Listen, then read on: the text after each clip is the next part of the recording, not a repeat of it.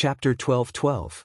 When the melodious ringtone of the mobile phone rang again in the roaring rotors, Li Huaqing looked down at the mobile phone. The light on the mobile phone screen had dimmed slightly. The upper right corner of the screen showed that his mobile phone still had 17% battery.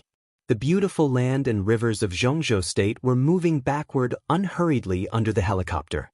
Li Huaqing's eyes lit up for a moment, but the glimmer of light dimmed again when he saw the caller ID on the screen. His mobile phone kept ringing. Since he got on the helicopter, his mobile phone had been ringing. The strong wind brought by the helicopter whistled through the entire Zhongzhou State in the night. He went all the way south, leaving Yuzhou with an absolute sense of oppression, passing through Yan and Zhao, Zhongyuan, North Lake and South Lake, and entering Xia.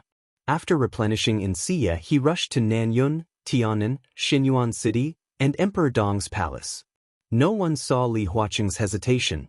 Countless backbone of the academics, retired old people, and then Hua Jinyang, Zhou Yunhai, Ji Wenzhang, Wan Qingyun, Yi Dongxing, and even Wang Qinglei. Phone calls rang one after another. Sometimes when he was talking, there was already a notification tone that someone else was calling him. But the phone call he was most looking forward to never rang. He moved forward in silence. The other party responded with silence.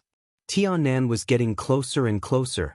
Li Huaqing looked down at the phone screen that was still lit up and narrowed his eyes. It was Guo Wentian's phone call. Now, he finally couldn't sit still anymore? He twitched the corner of his mouth, swiped the phone, and answered the call.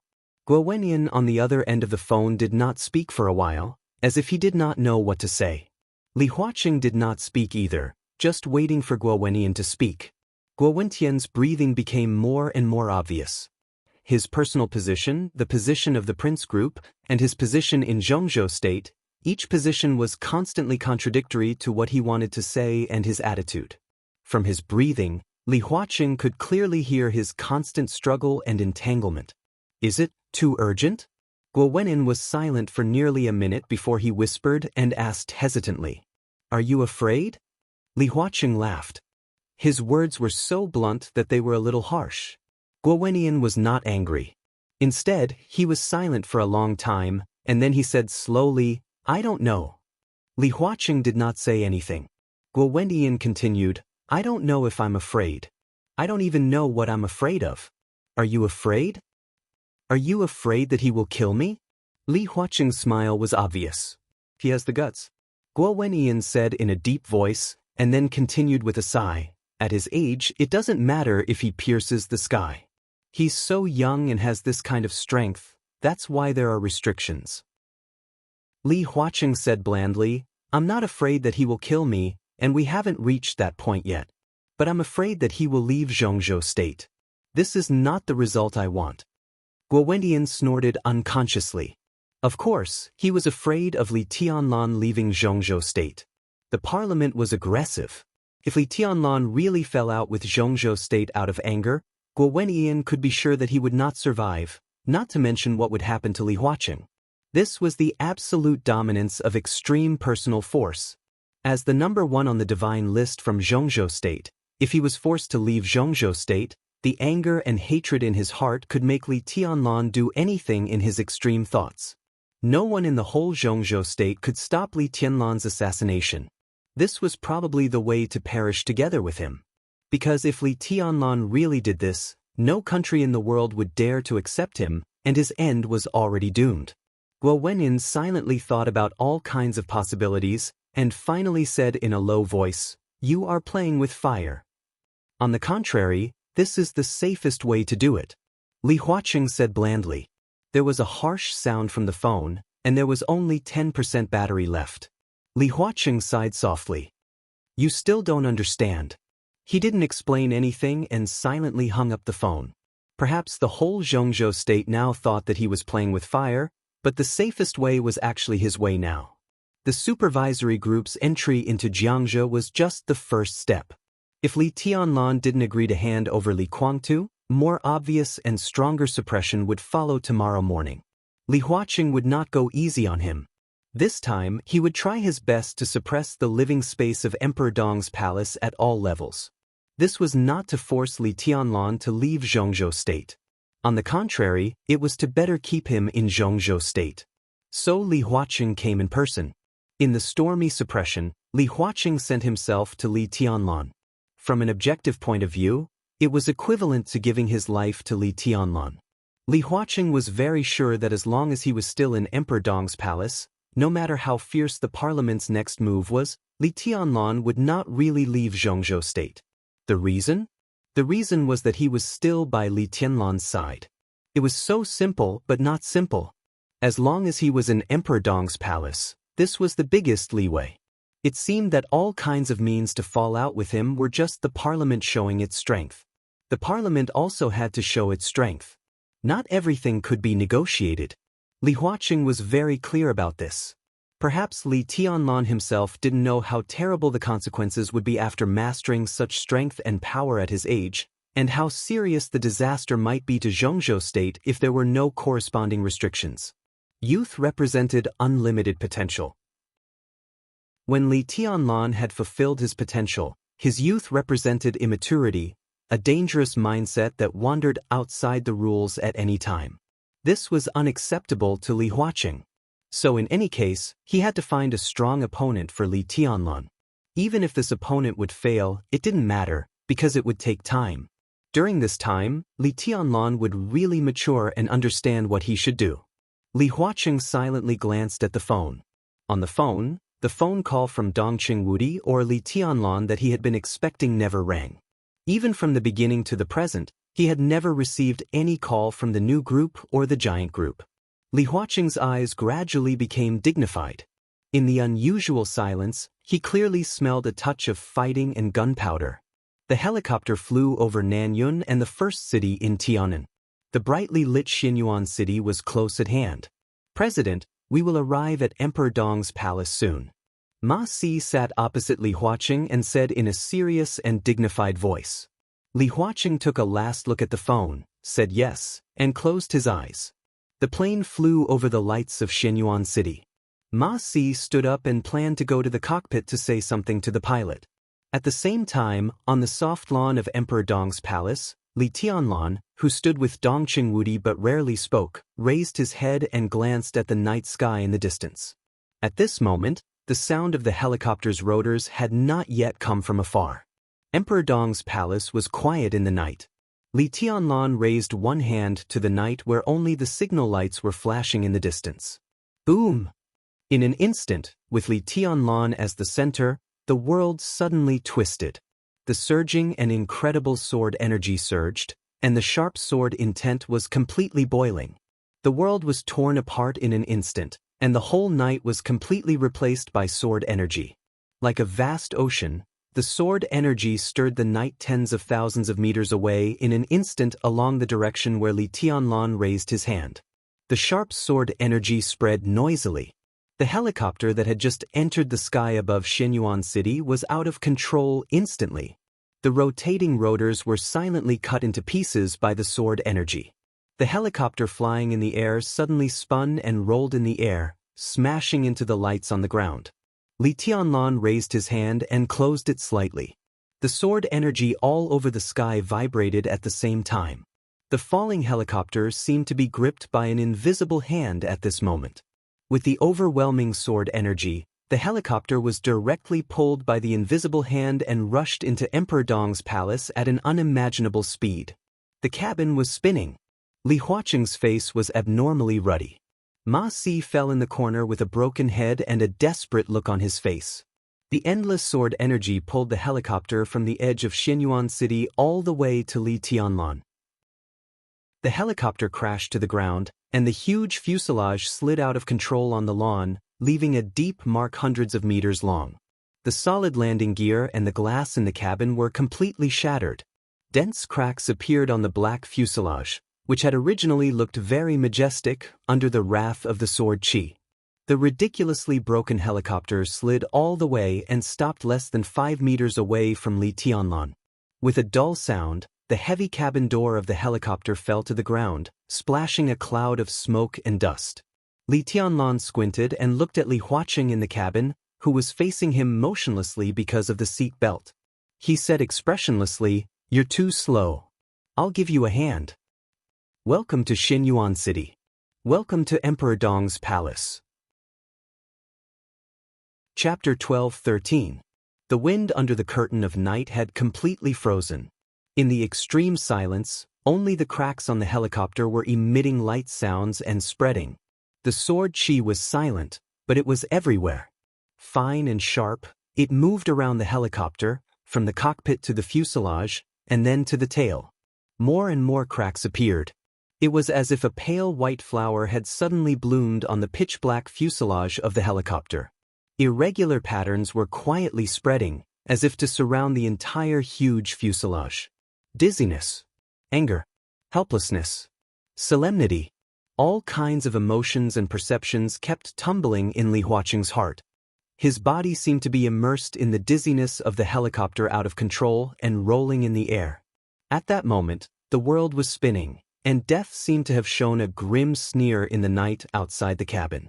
The majestic sword energy wrapped the helicopter and kept accelerating, dragging them to Emperor Dong's palace, as if death was mercilessly pulling them into hell. At that moment, what Li Huaqing felt was not fear, but a sense of weightlessness that was completely beyond his control. The helicopter's engine seemed to be barely able to maintain stability, but that kind of power was too fragile under the sword energy. All the stability was completely destroyed in an instant. The sword energy surrounded and pulled him, and the seat belt that held his body in place tightened to the limit. After the world spun around him, his body leaned forward crazily under the violent pull. The bulletproof glass of the cabin was shattered by the sword energy, and the warm night wind of Tian'an poured into the cabin violently under the absolute acceleration, bringing with it an indescribable coldness. This feeling would never be forgotten. If this was a show of strength, then it could only be said that this show of strength was really powerful. He was showing the power of Zhongzhou state to Li Tianlan. And now, Li Tianlan was also showing his own power to him. He heard Li Tianlan's emotionless voice and felt the omnipresent sharpness in Emperor Dong's palace. The sharp sharpness covered the sky and the earth. It was so sharp that it was almost fearless and directly pressed against his heart. Phew! Li Huaqing let out a long breath.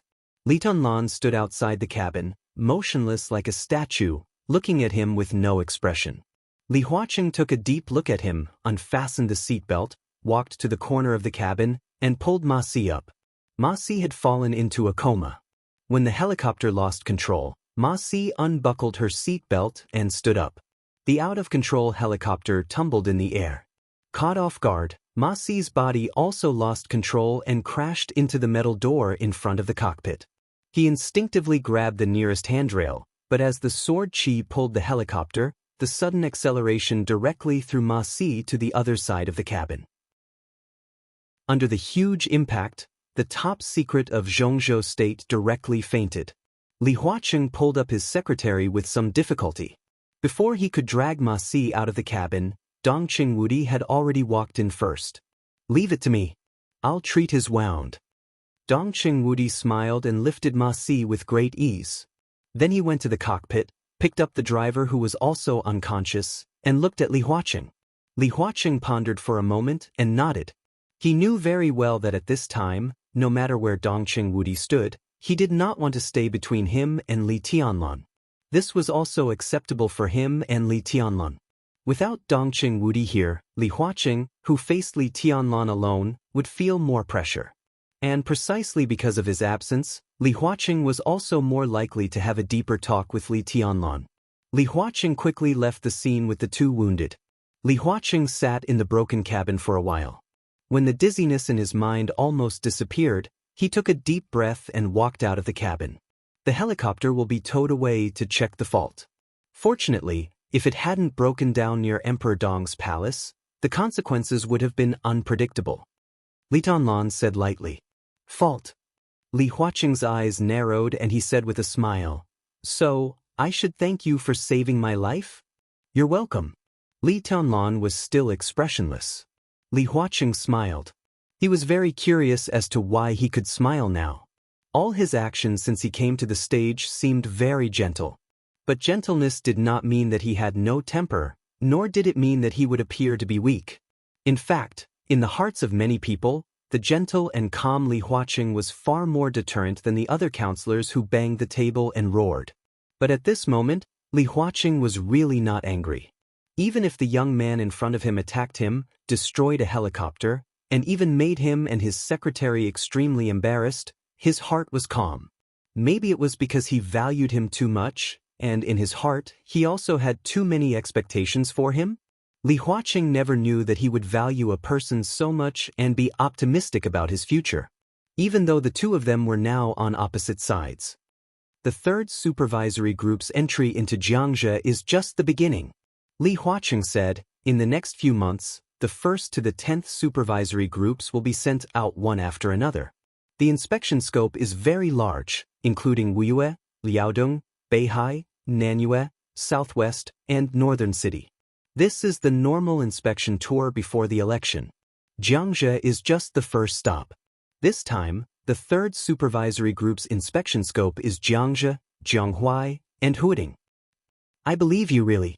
Li Tianlan nodded lightly, and his tone was a little careless. He did believe what Li Huaqing said, but it did not mean that the 3rd supervisory group had no other purpose in entering Xianxia. Whether they had other purposes or not, Li Huaqing's words stood. Li Huaqing turned his head to look at Li Tianlan and suddenly laughed. He reached out and pointed at Li Tianlan. You boy, I know you have emotions, so when I just came to Emperor Dong's palace, you gave me a show of strength. Or are you unhappy? Do you want to beat me to vent your anger? Li Tianlan turned his head to look at Li Huaqing, and the corner of his mouth twitched symbolically. I can understand your emotions, and even understand what you think of me now. But in my current position, I have things I should do. I don't have emotions. Li Tianlan said lightly, but there is one thing that needs to be clarified. You came at the wrong time. At this time, it is difficult for Emperor Dong's palace to really welcome you. Li Huaqing smiled casually. Next, I will deal with some internal affairs that belong to our Li family, or the family affairs of the Li family. This is our own business, and we will not welcome anyone who wants to intervene. How do you know that I am going to intervene in this matter? Li Huaqing was calm. Li Tianlan did not answer him, but smiled casually and said, It's best that you are not. Maybe I misunderstood. He paused and continued, but many people seem to be very interested in the family affairs of the Li family. Maybe you don't want to intervene, but others seem to be ready to intervene. He looked at Li Huaqing and suddenly laughed. I'm going to stay in Xinyuan City during this period of time. I'd like to see exactly what kind of things dare to extend their claws towards me and interfere in my family's affairs. If I really see them, I'll chop them into pieces. I think you won't mind, right? Li Huaqing stopped laughing. He looked at Li Tianlan and narrowed his eyes. Li Tianlan was also looking at him. The two of them stared at each other. They were expressionless. Chapter 12-14. It was 3 o'clock at night. The sudden ringtone of the cell phone rang in the quiet bedroom, dispelling the gentle dream in the warm bedroom. The desk lamp lit up almost as soon as the cell phone rang. Zhao Changjiang, who was in pajamas, took the cell phone and looked at the number. His originally vigilant and solemn face changed dramatically. It seemed that he was very scared. He answered the phone without hesitation and said in a deep voice, "Speaker." Because of his profession, he often received sudden calls in the middle of the night. It might be from the ministry, or it might be from some subordinates who were close to him, or it might be some serious case or something else. But he never thought that he would receive a call from his immediate superior at this time. The remaining sleepiness disappeared the moment he answered the phone. Zhao Changjiang, who was completely awake, had already reached out to find his clothes. "Old Li, come to my place for a short meeting."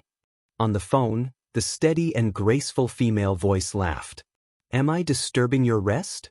Zhao Changjiang's heart relaxed a little with the laughter on the phone. He also laughed. "I'm used to it. But I was really shocked when I received your call. There are some things that need to be dealt with urgently. Let's talk face to face later." The other party said lightly and then hung up the phone. Zhao Changjiang began to put on his clothes quickly. Just like when he suddenly heard the whistle for emergency assembly in the middle of the night in the army, he was serious, hurried, meticulous, and resolute. What's wrong? Beside Zhao Changjiang, the woman who was nearly 50 years old but still attractive asked a little lazily.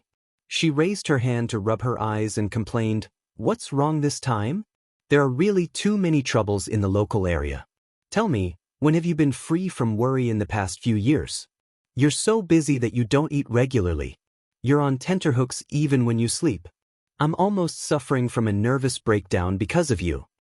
The speaker called me personally and said that he wants to have an emergency meeting. Zhao Changjiang shook his head and said gently, "Go to sleep first. It's all right." "Cousin called you? At this time?" The woman's sleepiness and laziness faded away in an instant. She suddenly sat up in bed. "What happened?" "I'm not sure yet."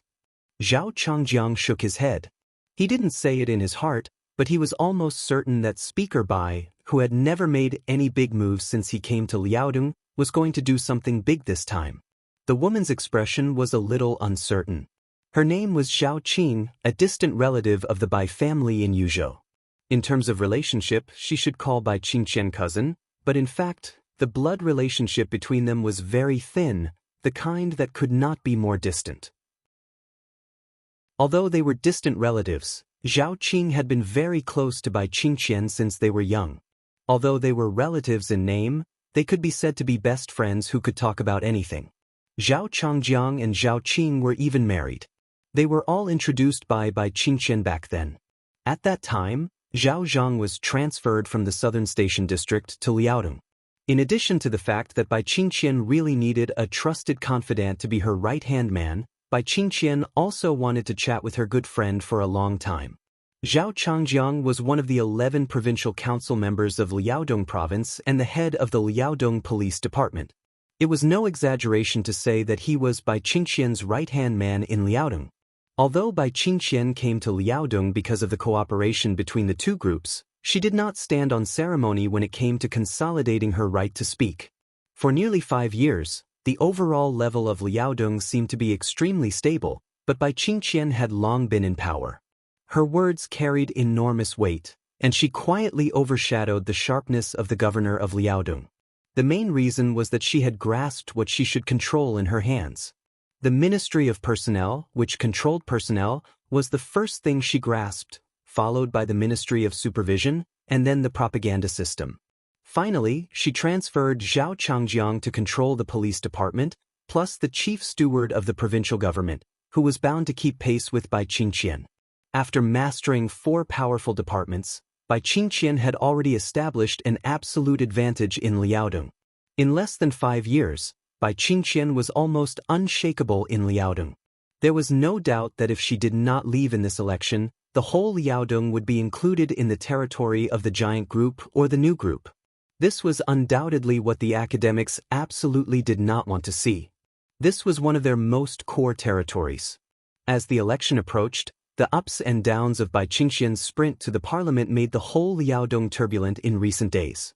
All kinds of signs had appeared a few months ago. At this time, in the middle of the night, Bai Qingqian suddenly called for an emergency meeting. Zhao Changjiang could hardly imagine the content of this meeting.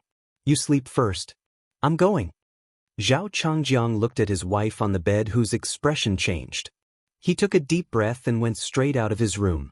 He lived in the 6th building of the provincial government compound, not far from the 1st building where Bai Qingqian lived. Zhao Changjiang put on his coat and went out.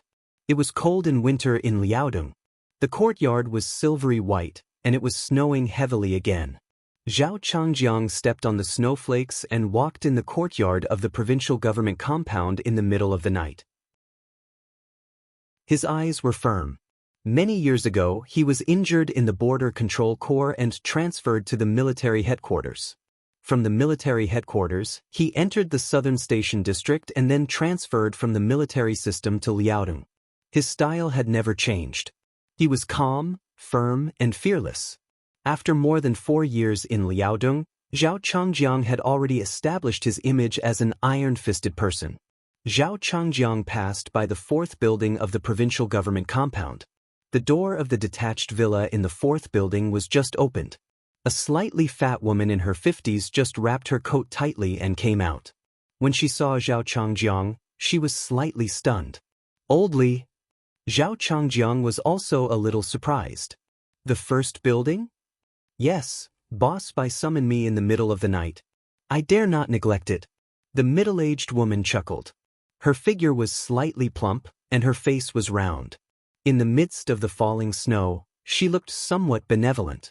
This was another trusted general of Bai Qingqian, who had come from Qinzhou province. She followed Bai Qingqian all the way to Liaodong, the Iron Lady. When Bai Qingqian was the governor of Qinzhou, she served as the non-director deputy governor of Qinzhou. Now she was one of the 11 directors of Liaodong and in charge of the Ministry of Supervision. Compared with Zhao Changjiang, who was an iron-fisted person, Guan Yuan in the system of Liaodong was obviously more afraid of this seemingly amiable little old woman. Let's go together. Zhao Changjiang nodded. Yesterday, Ningning and Haoyang wandered outside for a day and had dinner here. The two children said that they wanted to travel abroad to see the world. Old Li, Haoyang said that he didn't plan to take over your job in the future, nor did he want to be a policeman. After graduation, he planned to do business. This trip abroad seems to be to investigate some project. What's your attitude? Yi Han, who was known as the Iron Lady in Liaodong, looked at Zhao Changjiang with a smile. Her daughter and Zhao Changjiang's son both went to school in Huading, and they were in the same school and the same year. The two children had been in love for 2 years and had a very good relationship. It was only a matter of time that the two families would get married. They often visited each other and their parents were also very supportive of them being together. That brat still hasn't told me about it. Looks like your mother-in-law found out first. Zhao Changjiang was a little stunned and his tone was a little unhappy. My old Han intends to give the two children a startup capital and even plans to send someone to accompany them abroad, but it depends on your attitude. Yi Han chuckled. Let them be. Zhao Changjiang shook his head. I don't care about this. You can discuss it with Zhao Qing. The two children will graduate this year, right? At this time next year, I'm afraid that you and I will not be in Liaodong. It may not be convenient to meet in the future. In my opinion, we should settle their relationship this year. Ningning is a good child. Once she enters my family, I promise I won't treat her badly. Okay. Yi Han's voice was very happy. My old Han also means the same. Ask the two children what they say. If there is no problem, try to let them get married after graduation. The two chatted casually, but their voices gradually lowered. In their sight, the 3rd and 7th buildings of the provincial government compound lit up one after another. Zhao Changjiang and Yi Han looked at each other and both of them were silent. Everyone knew what kind of people lived in the 3rd and 7th buildings of the provincial government compound. They could be said to be comrades who advanced and retreated with them. The one who lived in the 7th building controlled the propaganda system of Liaodong and was Bai Qingqian's college classmate. The one in the 3rd building controlled the Ministry of Personnel of Liaodong. He was transferred from Yuzhou at that time because the Bai family directly supported Bai Qingqian. Plus Zhao Changjiang and Yi Han. This was the perception of outsiders. Bai Qingqian was one of the 4 heavenly kings in Liaodong. In the middle of the night, Bai Qingqian actually informed the 4 of them at once. What did this mean? Liaodong, Yi Han sighed in a low voice. Is the most chaotic situation going to start in Liaodong this time? Chapter 12:15. The thick material turned to the last page. Under the soft light, Bai Qingqian put the material aside, picked up the teacup, and took a sip of water. She looked calm. This material had been sent to her office a few months ago. At that time, Bai Qingqian read it over and over again several times. Finally, because she didn't make up her mind, she temporarily sealed it up. The material involved a series of events such as the corridor transformation project of the Liaodong provincial government, as well as a large number of illegal trade in Anong. The target was Tan Xiaotian, the current deputy speaker of Fengtian Academy. There were more than 100,000 words of a large number of reports. Obviously, it was not written by one person, but from many aspects. The time span was as long as 5 years. Although there was no real name, a large number of reports were indeed true. To a certain extent, It could even be said that the evidence was conclusive. Even Bai Qingqian had an impression of many things mentioned in the material. This material appeared in her hands about 3 months ago. The source was still unknown. It was obvious that the election was coming. Because the election was coming, this was a spark sent to her by some people who wanted to fish in troubled waters. However, Bai Qingqian had never acted rashly. After reading the material in detail, she had already begun to let Yi Han's Ministry of Supervision take action secretly. Now, she had also grasped a lot of breakthrough clues. Some of Tan Xiaoyan's practices had been arrogant to the point of brazen. The secret investigation of the Ministry of Supervision did not even encounter any even symbolic resistance. Some vague evidence had already appeared in the hands of the Ministry of Supervision. So 2 months ago, the provincial government personally issued a notice that Tan Xiaotian was sent to the Jingji Academy in Liaodong to enter the advanced course. Then, he began a half-year-long advanced course. When the news came out, there was no panic in Liaodong. Instead, there was jubilation. The Jingji Academy in Zhongzhou State was the fundamental and important place of the academics. Its importance was even above that of Liaodong. There were quite a number of super heavyweights in the academics, including Li Huaqing, who had the background of the academy. Because of this, they were jokingly called the academics by the outside world. Specifically in Liaodong, the academy was obviously also a place where it was difficult for Bai Qingqian to influence. Tan Xiaotian had entered the academy's advanced class and not the training class. This was usually a sign that he was going to be promoted. In the past 2 years, the situation in Zhongzhou State seemed to be stable. But as the election got closer and closer, undercurrents were surging not only in Liaodong, but also in all provinces. When Bai Qingqian first entered Liaodong, she had already hurt the nerves of some people in Liaodong. In the past few years when she came to Liaodong, under the seemingly harmonious situation, there had been a lot of conflicts. Among them, Tan Xiaotian could be said to be a representative person. If Tan Xiaotian was transferred from the position of Deputy Speaker of Anong Province to the position of Deputy Speaker of Fengtian Provincial Government was Bai Qingqian's concession, then letting Tan Xiaotian enter the advanced course was undoubtedly Bai Qingqian's preparation for leaving Liaodong Province. In a sense, this seemed to be a sign that the academics had begun to exert their power and was ready to set things right in Liaodong. Tan Xiaotian entered the advanced class. Half a year later was basically very close to the time of the election. And the election in Liaodong Province might be before or after the election in Zhongzhou State. This time sequence determined whether Bai Qingqian could stay in Liaodong for a year or more than half a year. Therefore, now the academics in Liaodong were strongly supporting the election in Liaodong Province to be held before the election in Zhongzhou State. Tan Xiaotian entering the advanced class was a signal. When he returned from the academy and symbolically stayed in this position for a few days, it was very likely that he would be promoted from deputy speaker to one of the directors of Liaodong Province, the speaker of Fengtian Province, and become the new representative figure of the academy in Liaodong Province. This was undoubtedly the best choice. In recent decades, several speakers of Fengtian Province had directly ascended to the position of governor of Liaodong Province. Many people hoped that Tan Xiaotian could seize this clear line between heaven and earth.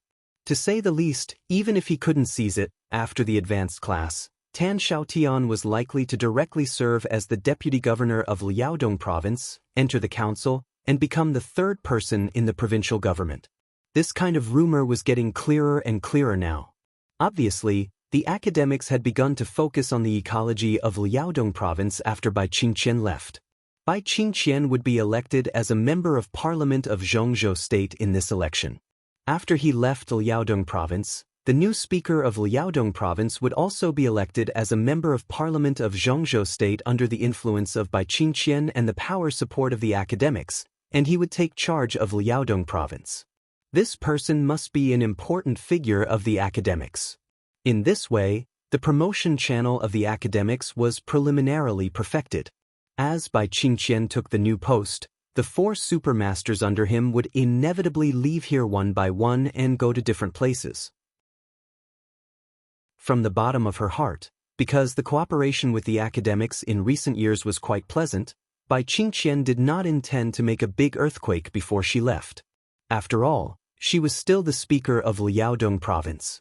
She was responsible for anything that happened in Liaodong province. That was why she temporarily hung Tan Xiaotian up.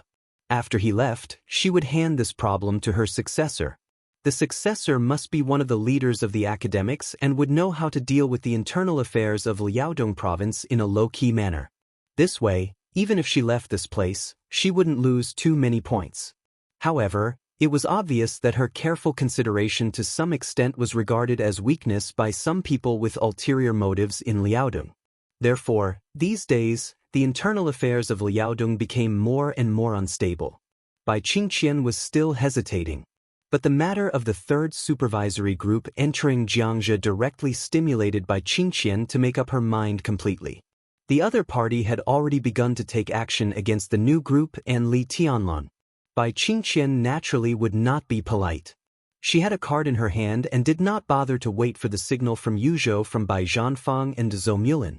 At this moment, before leaving the academics, she just wanted to lift this shameful cover and see how much shocking darkness was brewing inside. Now that she had shed all pretense of cordiality, Bai Qingqian did not mind giving everyone in the academics a hard slap in the face. Bai Qingqian took another sip of tea, and her eyes became more indifferent and determined. "Speaker, Minister Yi is here." The secretary knocked lightly on the door, walked in and whispered, "Invite her in." Bai Qingqian nodded. Yi Han, who was slightly fat, came over and said with a smile, "Those guys are still outside. They said they wanted to smoke before coming in."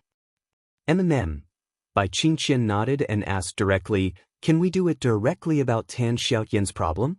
Yi Han's face changed slightly. Obviously, she did not expect Bai Qingqian to be so direct. She hesitated and whispered, "Are you sure? If we can do it, let's do it." Bai Qingqian waved her hand lightly. "When Changjiang and the others come in, we will discuss the result together. It's time for some people to wake up." Yi Han took a deep breath and did not speak. Bai Qingqian held the teacup with a calm face. She thought of the leader and deputy leader of the third supervisory group. She thought of what they would do after entering Xianxia. Bai Qingqian gently raised the corner of her mouth. She was calm and confident, with indescribable grace. She did not have so many thoughts. She had only one thought now. Who dared to make life difficult for her son? She would let them die a horrible death. Chapter 12:16. Li Huaqing didn't see Li Guangtu in the end. He didn't even know Li Guangtu's current state from Li Tianlan. He just knew that Li Guangtu was still alive. Angry? Annoyed? Resentful? More or less, these emotions existed in his heart, but more than that, it was a kind of calmness that was expected. Before coming to Emperor Dong's palace, he had expected the current situation, so he was not surprised. If Li Tianlan was really so easy to talk to, the whole Zhongzhou state would not be in a sensitive state of anxiety now. Obviously, this matter could not be solved in a day or two. In the end, it still depended on fists and strength. Dongqing Wudi guessed that Li Huaqing came here in such a hurry because he had a trump card. Not only Dongqing Wudi, because everyone else, based on their understanding of Li Huaqing, felt that he had a trump card. In the past 10 years, Li Huaqing had been gentle and occasionally strong. But no matter what he did, he would not make things unmanageable in the end. His steadiness made the whole Zhongzhou state trust him for 10 years, and this time seemed to be no exception. Li Huaqing did have a trump card. It was the kind of trump card that could immediately reach an agreement with Li Tianlan and could definitely make Li Tianlan compromise and let him go. With this trump card, he was 100% sure that he could persuade Li Tianlan. Even without persuasion, Li Tianlan could compromise. But that was not the way to play cards.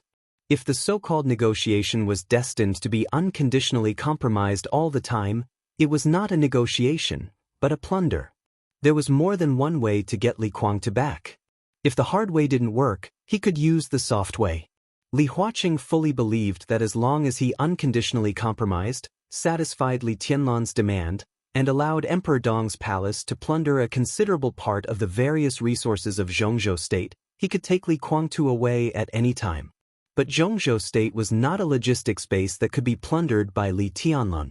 Negotiation, game, dispute, confrontation. Li Huaqing had to take him away. But before letting Li Tianlan see his trump card, Li Huaqing had to let Li Tianlan see his own strength first.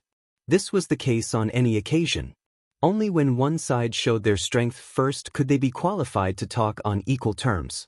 He had to let Li Tianlan realize that the attitude of Zhongzhou State was not inferior.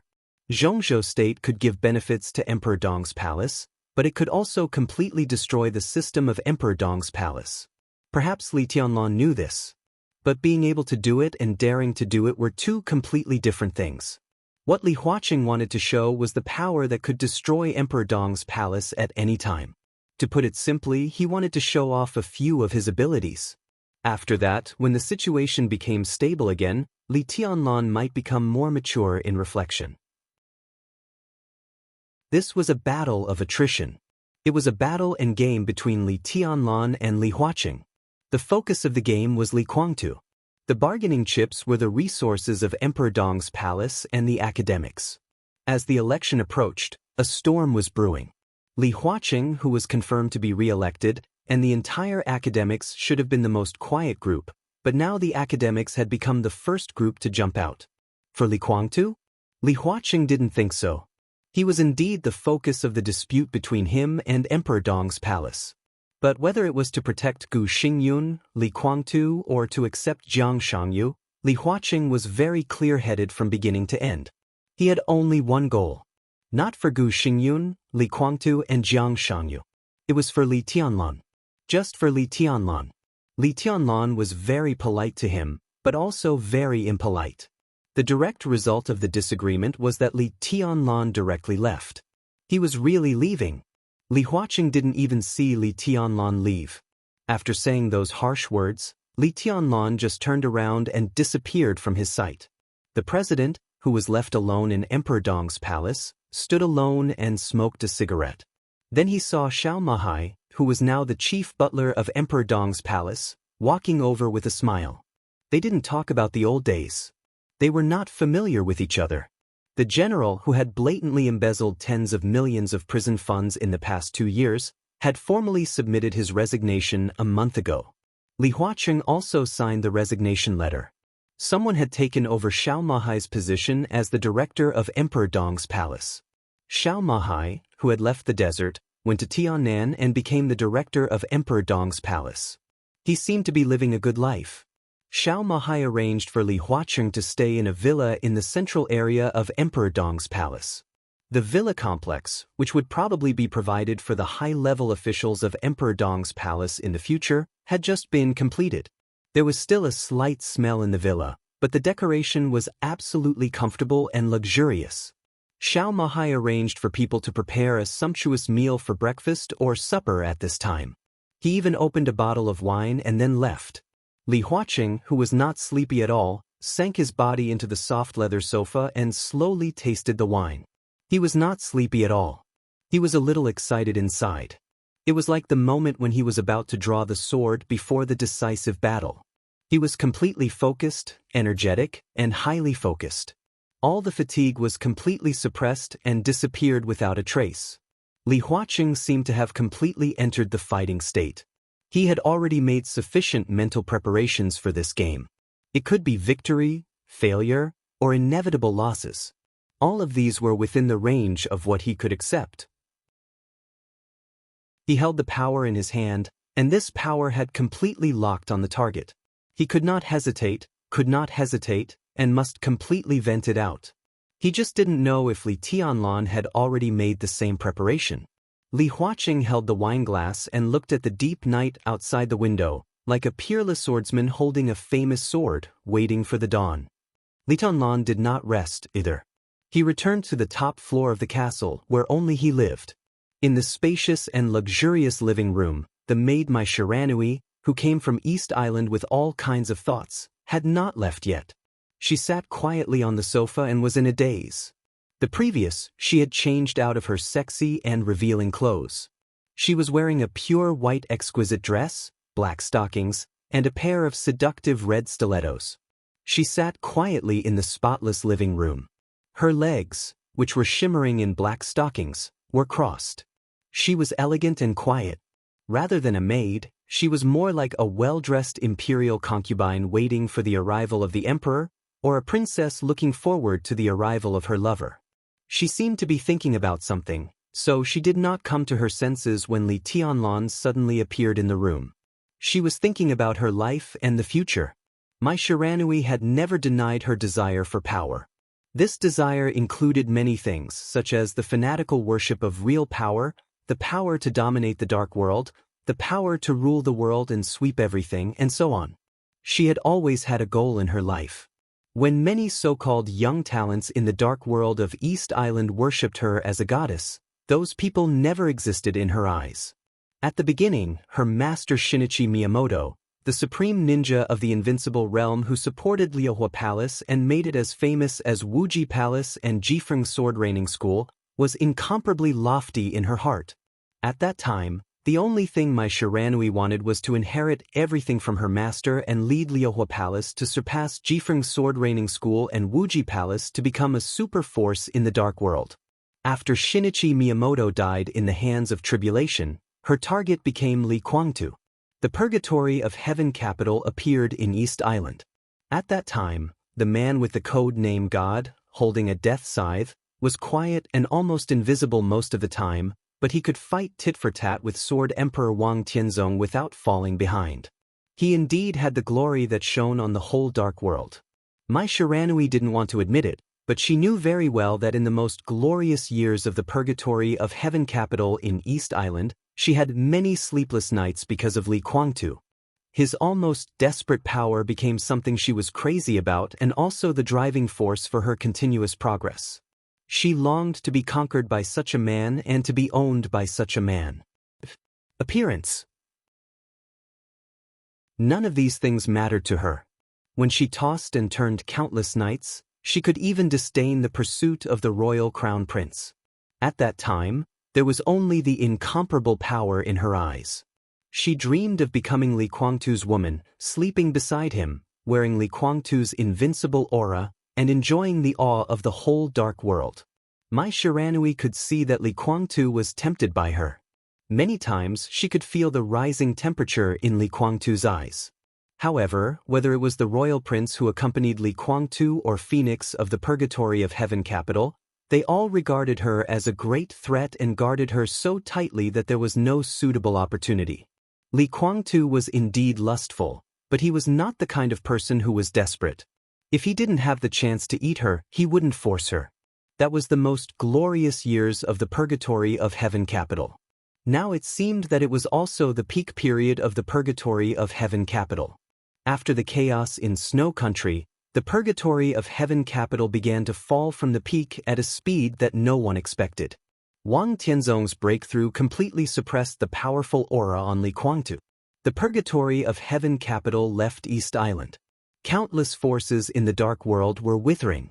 Emperor Dong's palace rose strongly. During that time, Mai Shiranui was lost and confused. The support for the Purgatory of Heaven capital and the account to East Island pressed her hard at that time. She didn't know who to rely on and completely lost her goal. Until the end, she found that she could only rely on her own strength. So Liuhua Palace quietly cut off the relationship with the Purgatory of Heaven capital. The invincible image of Li Kuangtu that was once deeply rooted in her heart had collapsed. So when she did this, she found that she actually had no burden in her heart. She drew a clear line with the Purgatory of Heaven capital and even quietly swallowed a lot of the benefits that belonged to the Purgatory of Heaven capital. She benefited from both the Purgatory of Heaven capital and East Island. Liuhua Palace was getting stronger and stronger, and her personal strength was constantly breaking through. She thought that she had seen the future that she once looked forward to approaching, and she saw the light of hope coming from a distant place. Then the shadow that spread from Zhongzhou State quietly spread to East Island. There was no sign. It was natural, like the sun rising and the moon setting. The world was supposed to be like this. The shadow spread in Zhongzhou State. It was dark and silent, but it emitted a pretentious light. It shrouded East Island and quickly shrouded the entire dark world. It was no longer the era of Sword Emperor and Deity. Under the shadow that shrouded the dark world was the absolutely invincible light of East Emperor. It was cold, majestic, awe-inspiring, deep, and immovable like a mountain. It was a shadow that completely made the entire East Island feel completely desperate. But Mai Shiranui actually found that she didn't feel the least bit unwilling in her heart. The kind of almost fanatical worship and admiration for Li Kuangtu was like magma that had cooled down and erupted again, from the depths of her heart in an even more unstoppable manner. Mai Shiranui would eventually remember the first confrontation and meeting between her and Li Tianlan in East Island a few years ago. At that time, she, who was proud and arrogant, never thought that one day she would be so eager to be conquered and even ravaged by that man. She was the goddess in the hearts of many people in East Island, and she was a powerhouse in the hearts of many people in the Dark World.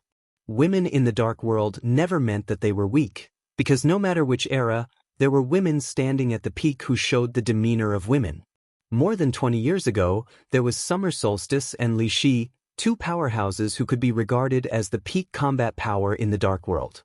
There was Bai Qingqian, a powerful figure who had begun to strive for the parliament. There was the female Prime Minister of England, and there was Rothschild King Tong, who controlled the Shadow Throne. In the era before Li Tianlan, there was the silent but thunderous Samsara Palace Master who supported the entire Samsara Palace. There was Situ Cangyue, the hidden god of Zhongzhou State who guarded Mount Taibai alone but radiated sharpness. There was the Holy Virgin Angel who controlled great power in the Holy Land. So the Dark World was never lonely. It was the world of men, but women also had a bright sharpness that couldn't be ignored. In this era, there was Qin Weibai, the patriarch of the Lin clan, who had faded away and stayed with Qin Weibai but no one dared to ignore. There was Dong Chengqiuqi, who had now ascended to the high position of governor in Xianxia. There was Bai Yu, the genius of Jade Pool who had begun to touch the threshold of the invincible realm. There was Mai Shiranui, who supported Liuhua Palace alone in East Island. There were many others. Mai Shiranui was not the most dazzling among these people, but her sharpness couldn't be ignored. Many people thought that Mai Shiranui would also become a dazzling figure who stood at the peak of the Dark World and represented all the women of this era in the future. She was indifferent, arrogant, holy, noble, inviolable, and inviolable.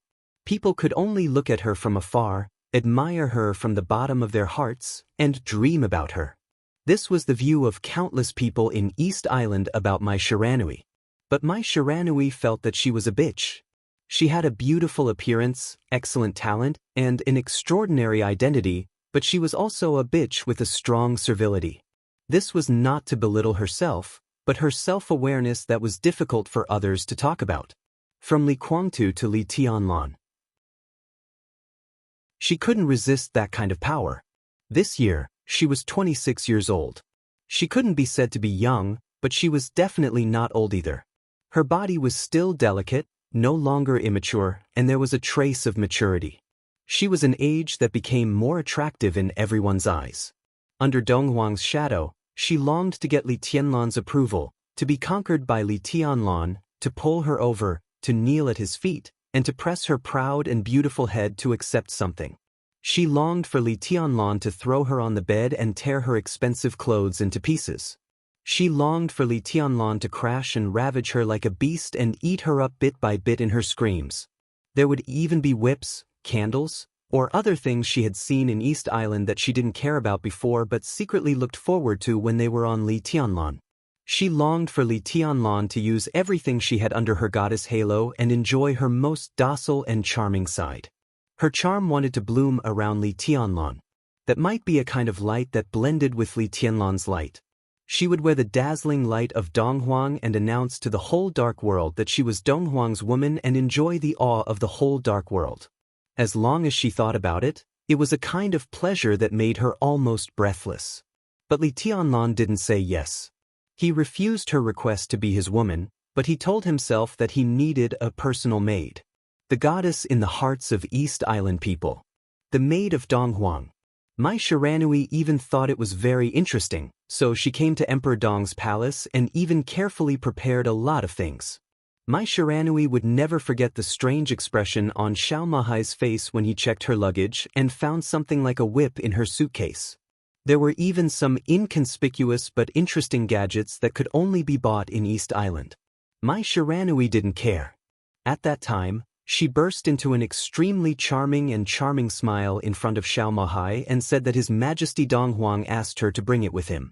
There was no look of contempt in his eyes. She could even see a touch of pure awe and flattery in Xiaomahai's eyes at that time. That feeling made Mai Shiranui's legs weak and her eyes a little misty. She was very sure that this was what she wanted. She knew that she could not break the limit of the invincible realm and enter the realm that she had never reached before. But she could lie docilely beside Li Tianlan, and the whole dark world would also fear and flatter her. Her Liuhua Palace could also become a superpower, even if she was not in the invincible realm, even if she was just an ordinary person who didn't know martial arts. Mai Shiranui thought quietly.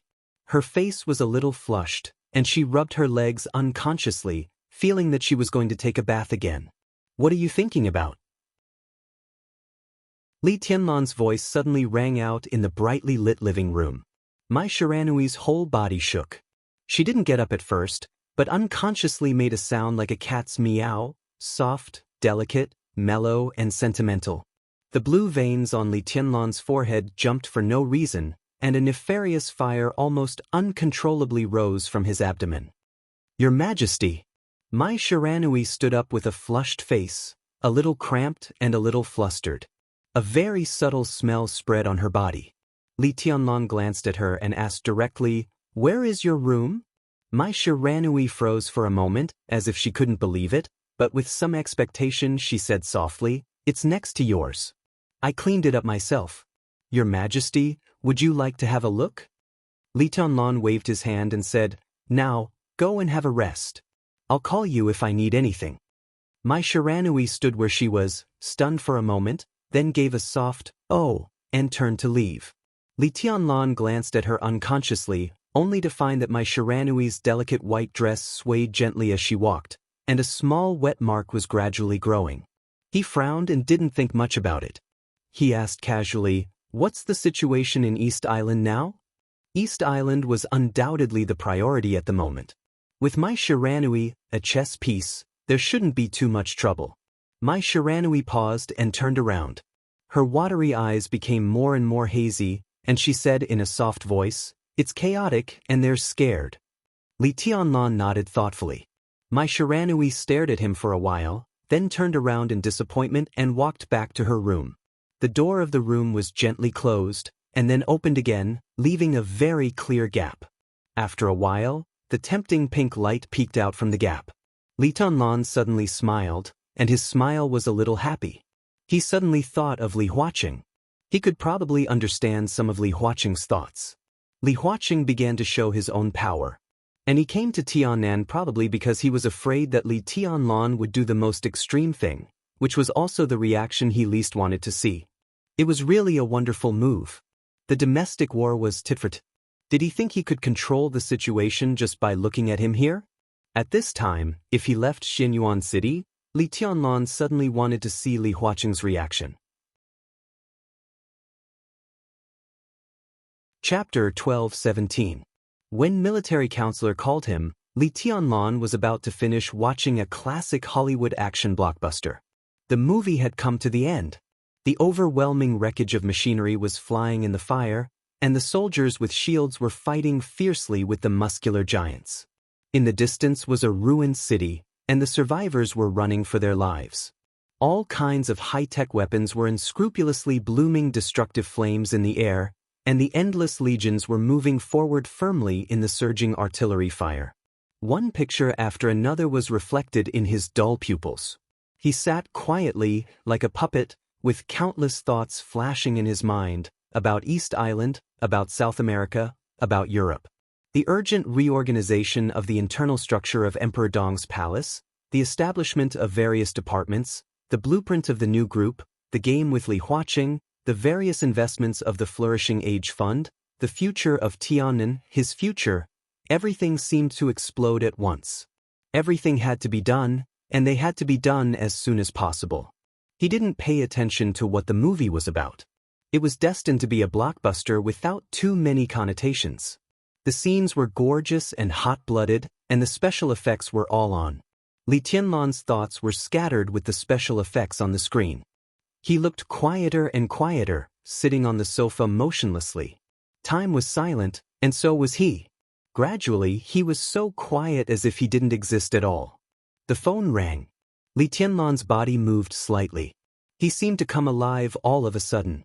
He exhaled softly, turned off the TV in front of him, picked up the phone and said, Your Majesty, Yuzhou is a little lively.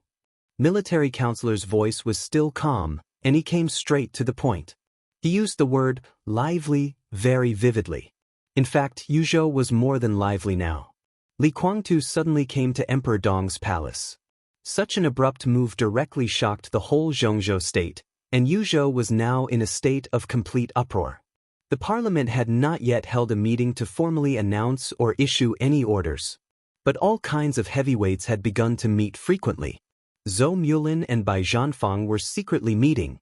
According to the exact news, an hour ago, Wu Jingmin, the deputy minister of the cabinet, also arrived at the Bai family's manor. Bai Qingzhao went to the building of the military department overnight. It was said that among the 4 spirits of Zhongzhou state, besides Li Wangxing, the black tortoise who was stationed in Tiannan, Azure Dragon, White Tiger, and the new vermilion bird had all received orders to return to Yuzhou with their terracotta soldiers. Ji Wenzhang, Wan Qingyun, and Yi Dongxing had also started secretly contacting each other an hour ago. Guo Wentian seemed ready to leave for Southwest City. The Speaker of the North City arrived at Yuzhou province overnight and entered Zhou Yunhai's home. Not only the parliament, but also some powerful figures in Zhongzhou state had received the news and began to discuss the possible changes. Hua Xingyang's phone was ringing off the hook. Countless powerful people expressed their opinions one after another. Some hoped that Li Huaqing could be more cautious, and some hoped that Xianyuan City could take a step back. As the current CEO of Emperor Dong's palace, the military counselor also received calls from different people. Some wanted to strengthen cooperation, while others wanted to shelve previous cooperation plans.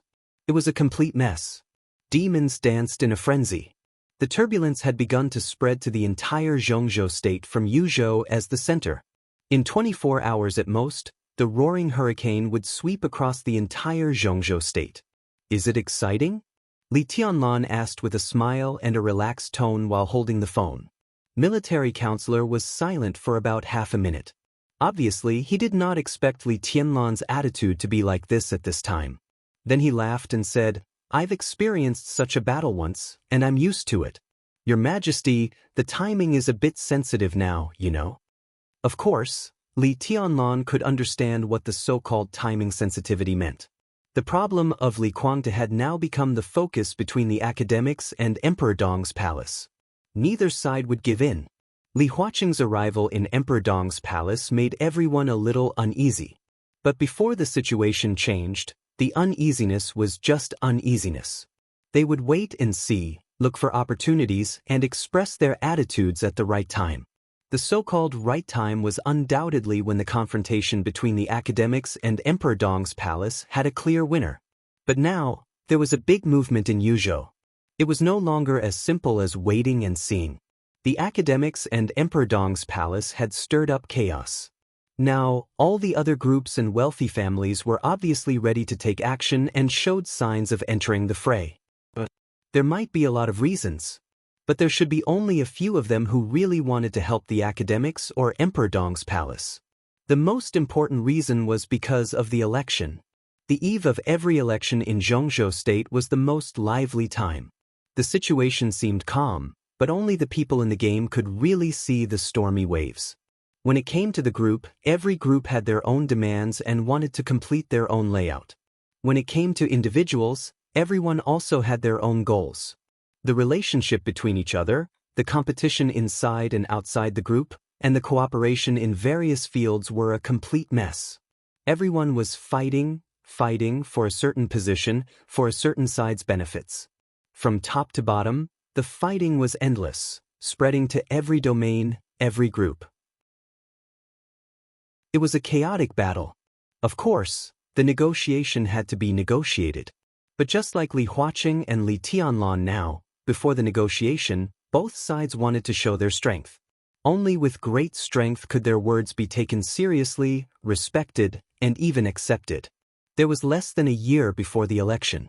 Undoubtedly, the major groups also wanted to show their strength. Only then would they have more bargaining chips and be able to ask for more things. Is it going to start now? Li Tianlan smiled and looked out of the window at the night that seemed to be gradually fading away. Xianyuan City in winter was still as warm as spring, but his body still remembered the coldness that pervaded Yuzhou. He narrowed his eyes and shook his head, saying, "It's not the new year yet. It seems a little early. Because a lot of things need to be redistributed. Our appearance has impacted the structure of the six, and many people have long been unable to hold back."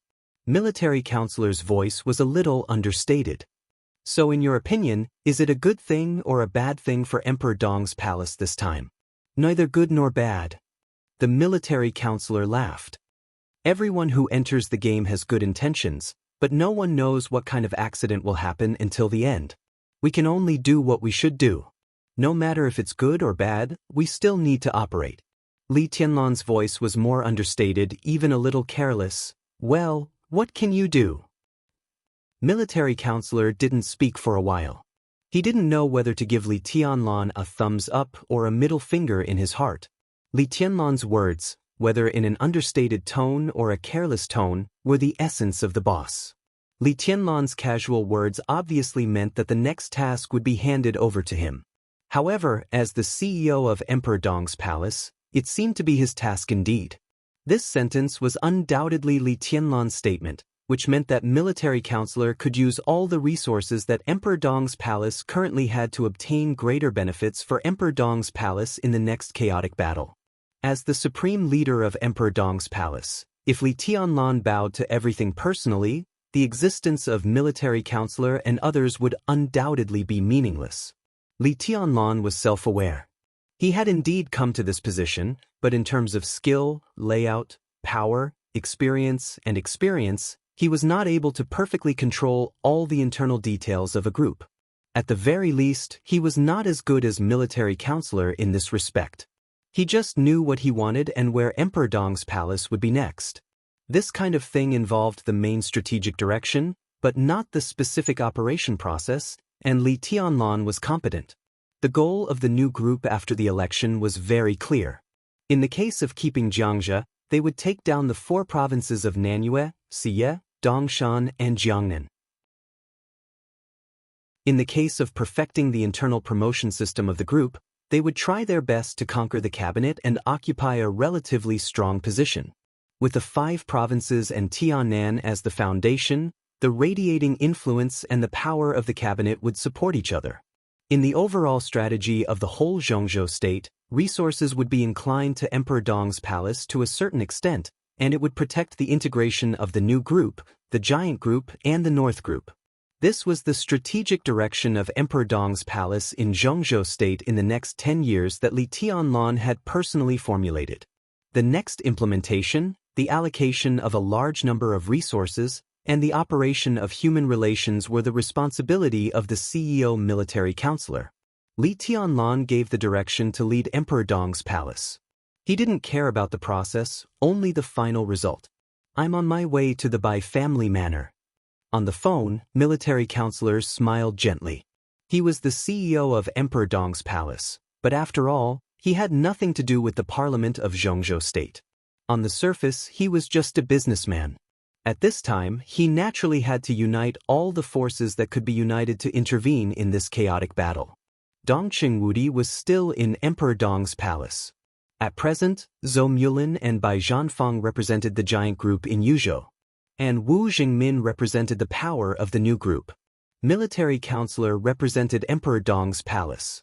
Only when he, the CEO, was present could the power of the new group and the giant group operate smoothly and prepare for the next chaotic battle. "The first thing we have to face is the academy." Military Counselor's voice was very quiet and calm. In the chaos, his slow voice had a kind of reassuring and trustworthy power. "Your Majesty, what are you going to do about Li Kuangtu?" Li Tianlan was silent for a moment. Do we fight to the end? Or can we compromise? I can operate in Yuzhou, but first we have to be mentally prepared. Your decision means different results.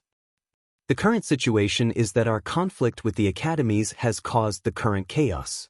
This is not a good thing, but it is not a bad thing either. At least to a certain extent, it shows that the initiative is in our hands, not in the hands of the academies. If we fight to the end, the first thing we have to face is the full attack of the academies.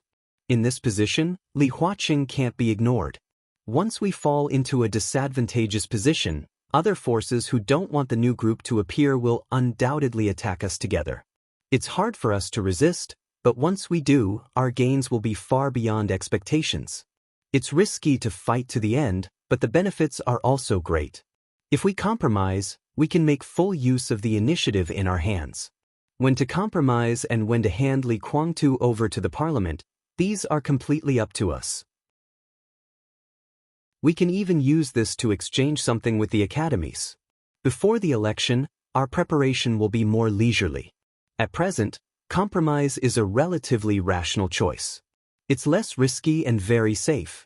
Military counselor's voice was clear and definite.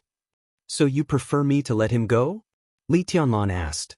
Military counselor seemed to think about the emotion in Li Tianlan's tone and finally said cautiously, "Everything is up to your majesty. I'm in charge." Li Tianlan narrowed his eyes slightly and didn't speak for a while. He was indeed hesitant about how to deal with Li Guangtu. Li Guangtu's hostility to him was extremely obvious, but perhaps it was because of some fixed but later broken understanding of Li Guangtu since childhood, or because of Dongqing Rushi, or because of the sword Li Guangtu lent him in Reki City. It was because of the sword that Li Guangtu had lent him in Reki City, or something else that he couldn't tell himself. Therefore, even though Li Tianlan now had the strength above Li Guangtu, he didn't want to kill him very much. Jiang Shangyu might have also seen this. So he forcibly took Gu Xingyun away and left Li Guangtu. At that time, Li Tianlan could have killed Li Guangtu countless times in an instant, but in the end, he chose to take him back to Emperor Dong's palace. From the perspective of Emperor Dong's palace, keeping Li Guangtu here and waiting for the situation to stabilize, Li Tianlan could already get up and go to Heaven Capital in Tianan and use Li Guangtu as a bargaining chip to take over the entire purgatory of Heaven Capital. There was a saying in ancient times that one could order the vassals by holding the emperor by force. It was not accurate to use it here. Li Guangtu was not the emperor, but the meaning was not much different. As long as he controlled Li Guangtu, taking over the purgatory of Heaven Capital would be a matter of time. Those who were inclined to him no longer had to hesitate and would willingly join Emperor Dong's palace. Even those who were loyal to Li Guangtu, such as Dawn, Daybreak, and Phoenix, would join because Li Guangtu was under the control of Emperor Dong's palace and become the sword of Emperor Dong's palace. Situ Zhongyue's occasional trance would not appear again. The relationship between Sai City and Mount Shu would gradually ease.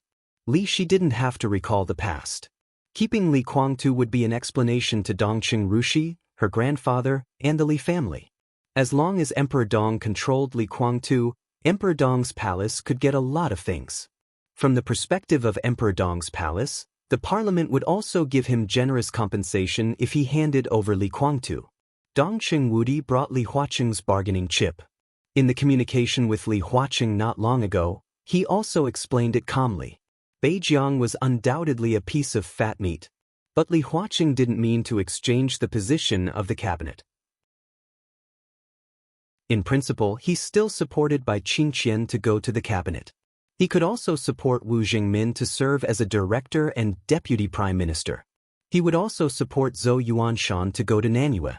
Li Huaqing's original intention was to promote Wu Jingmin's first secretary, Jian Kong, who was now in Jiangxia and had a very pleasant cooperation with Zhou Yuanshan and Dongqing Qiuqi, to the parliament of Zhongzhou State and let him take charge of Beijiang.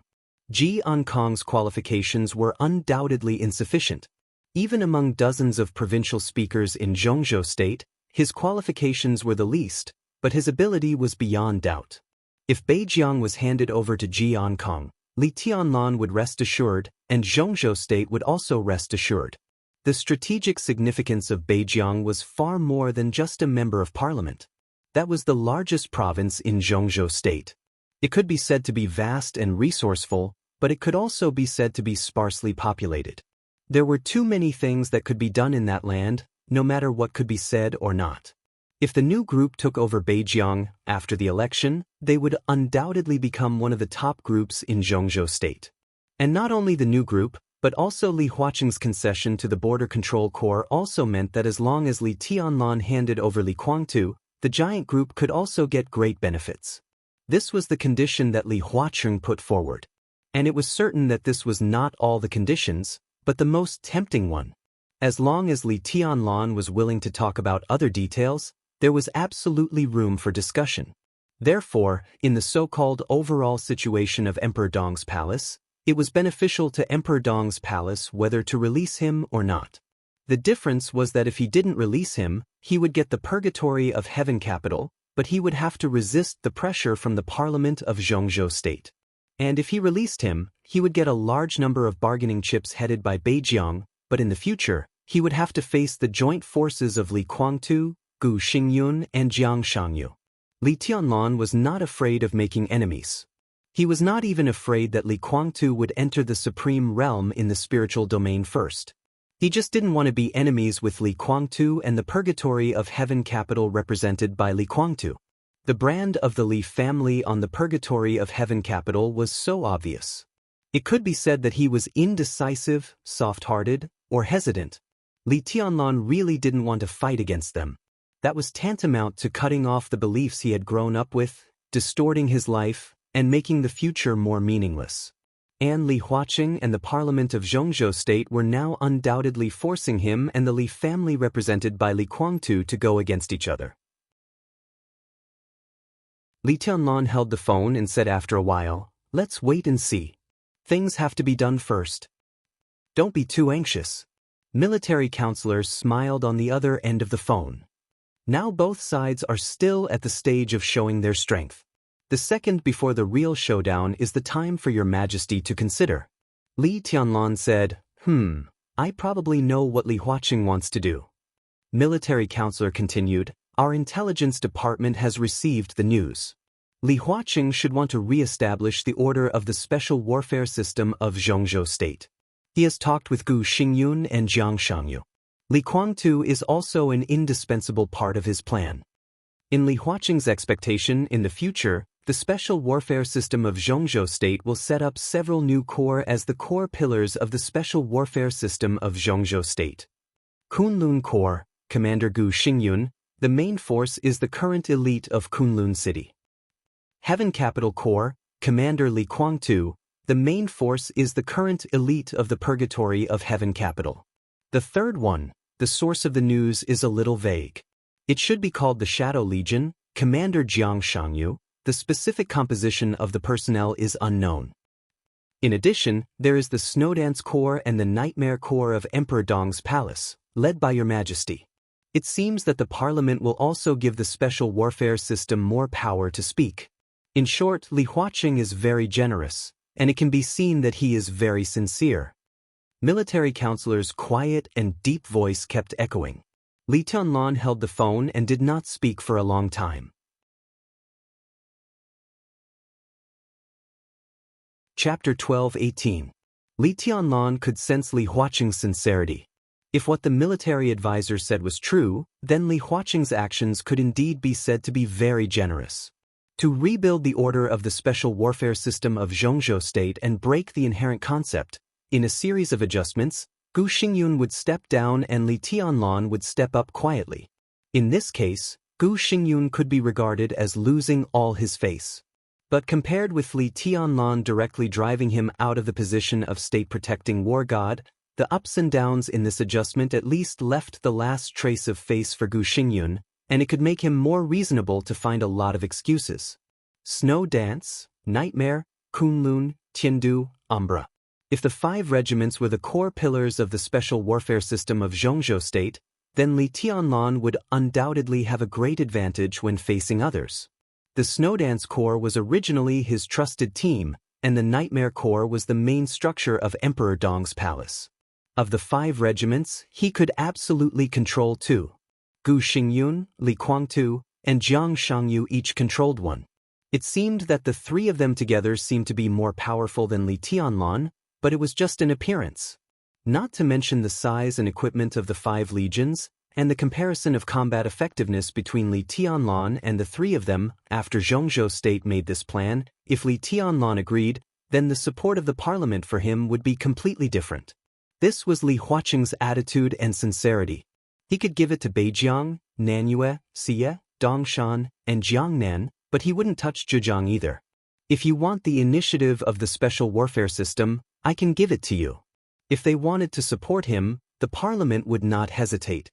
The whole Zhongzhou state had already determined that Li Tianlan would be their real irreplaceable guardian in the next few decades, so Li Huaqing's attitude was very obvious. I can give you what you want. If you want to be promoted, I will personally push you up. What I want is just a part of the living space for others. Will you give it to me? From the perspective of Emperor Dong's palace and the purgatory of Heaven capital, Li Huaqing was interfering in the internal affairs of the Li family. From the perspective of the special warfare system of Zhongzhou state, Li Tianlan was also trying to monopolize all the resources of Zhongzhou state. Arrogant, despotic, and domineering. Who was the one going too far? Li Tianlan hung up the phone and lit a cigarette. He got up from the sofa with some irritation and went to the huge and bright French window. Outside the window was the tranquil and beautiful night scene of Emperor Dong's palace. There were no bustling lights. Standing on the 6th floor of the castle, one could see water splashing silently into the air, flat and clean lawns, quietly swaying flowers and grass, clear flowing lake water, quiet wind, and bright stars and moon. Li Tianlan smoked and remained silent. He didn't like this feeling. He really didn't like it. This was a clear and obvious feeling of being bound by something. He had reached the peak, but he had not walked out of the restrictions of the rules. From the second Li Huaqing came to Tiannan, Li Tianlan was very aware of a problem. He was indeed invincible.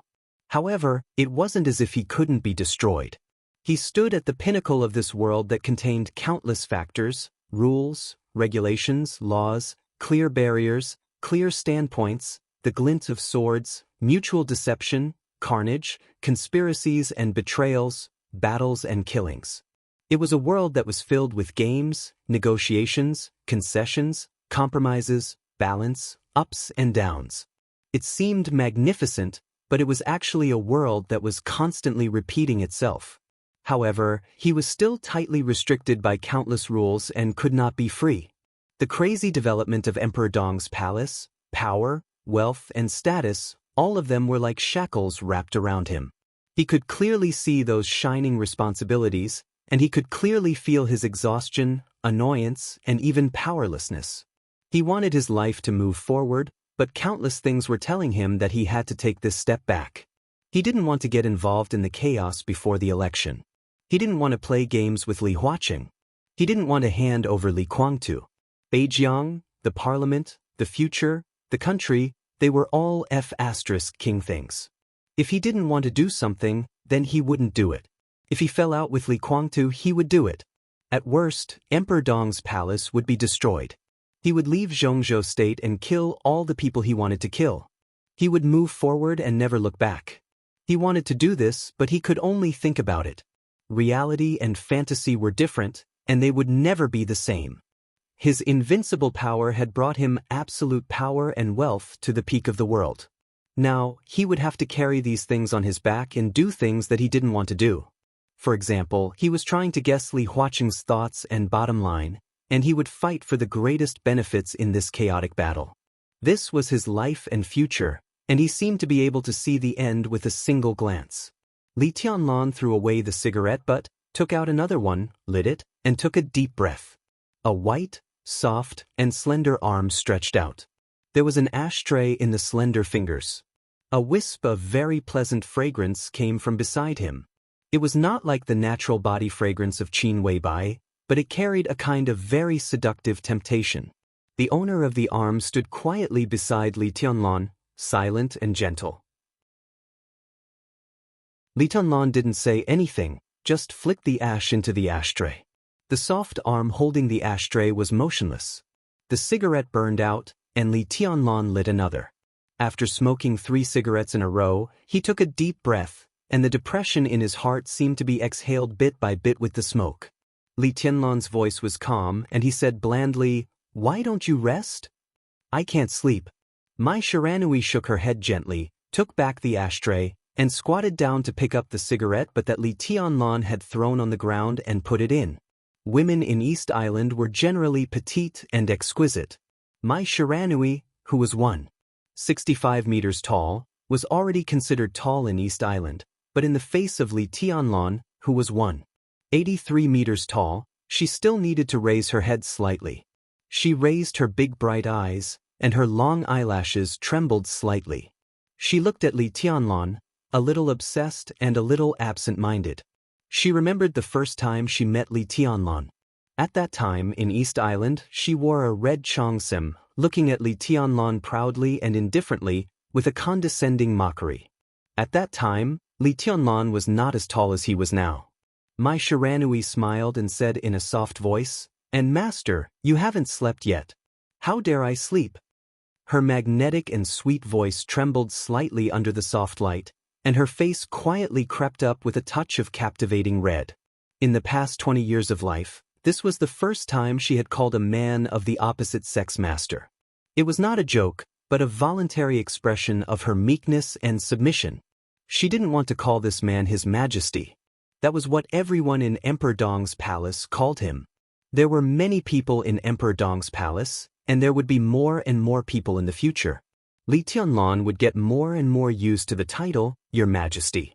He would become accustomed to it and even numb to it. Maybe one day when everyone called Li Tianlan, Your Majesty, Li Tianlan would forget his own name, let alone who had called him, Your Majesty.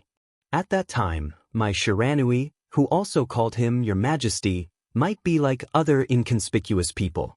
Her gender, position, and identity would be blurred. In the end, she would be like a non-existent shadow. Mai Shiranui didn't want that.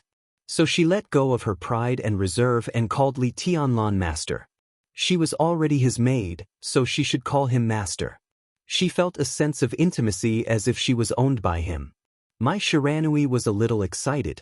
Li Tianlan glanced at her, expressionless. Mai Shiranui, who was still dressed in a pure white suit, turned around and put down the ashtray. With a burst of fragrance, she poured a glass of water for Li Tianlan and said softly, "Master, if you don't want to rest, would you like to taste the tea ceremony that has been passed down in the Mai Shiranui family for a long time?" Li Tianlan took the glass and took a sip. He said lightly, "I want to drink wine, strong wine." "I'll get it." Mai Shiranui turned around with a chuckle. Her long hair flew, and her slender waist swayed gently. She came and went like the wind. In the dead of night, beauty and strong wine.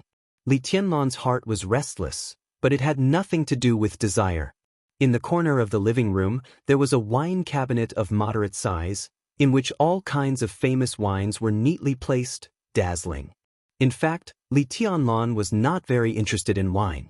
The wine cabinet was also brought by Qin Weibai. She preferred to drink a little grape wine or red wine before going to bed, and Li Tianlan would drink some with her. However, Qin Weibai lived here for a short time, so the wine cabinet still looked full. Mai Shiranui did not touch the foreign vodka and the like. She bent down and turned out a bottle of high alcohol content Maodai, took 2 crystal glasses and put them in front of Li Tianlan, and then called the No. 2 restaurant. The No. 2 restaurant was on the 5th floor of the castle. It was a small cafeteria. Compared with the No. 1 restaurant, the chef's skills and ingredients were nothing special.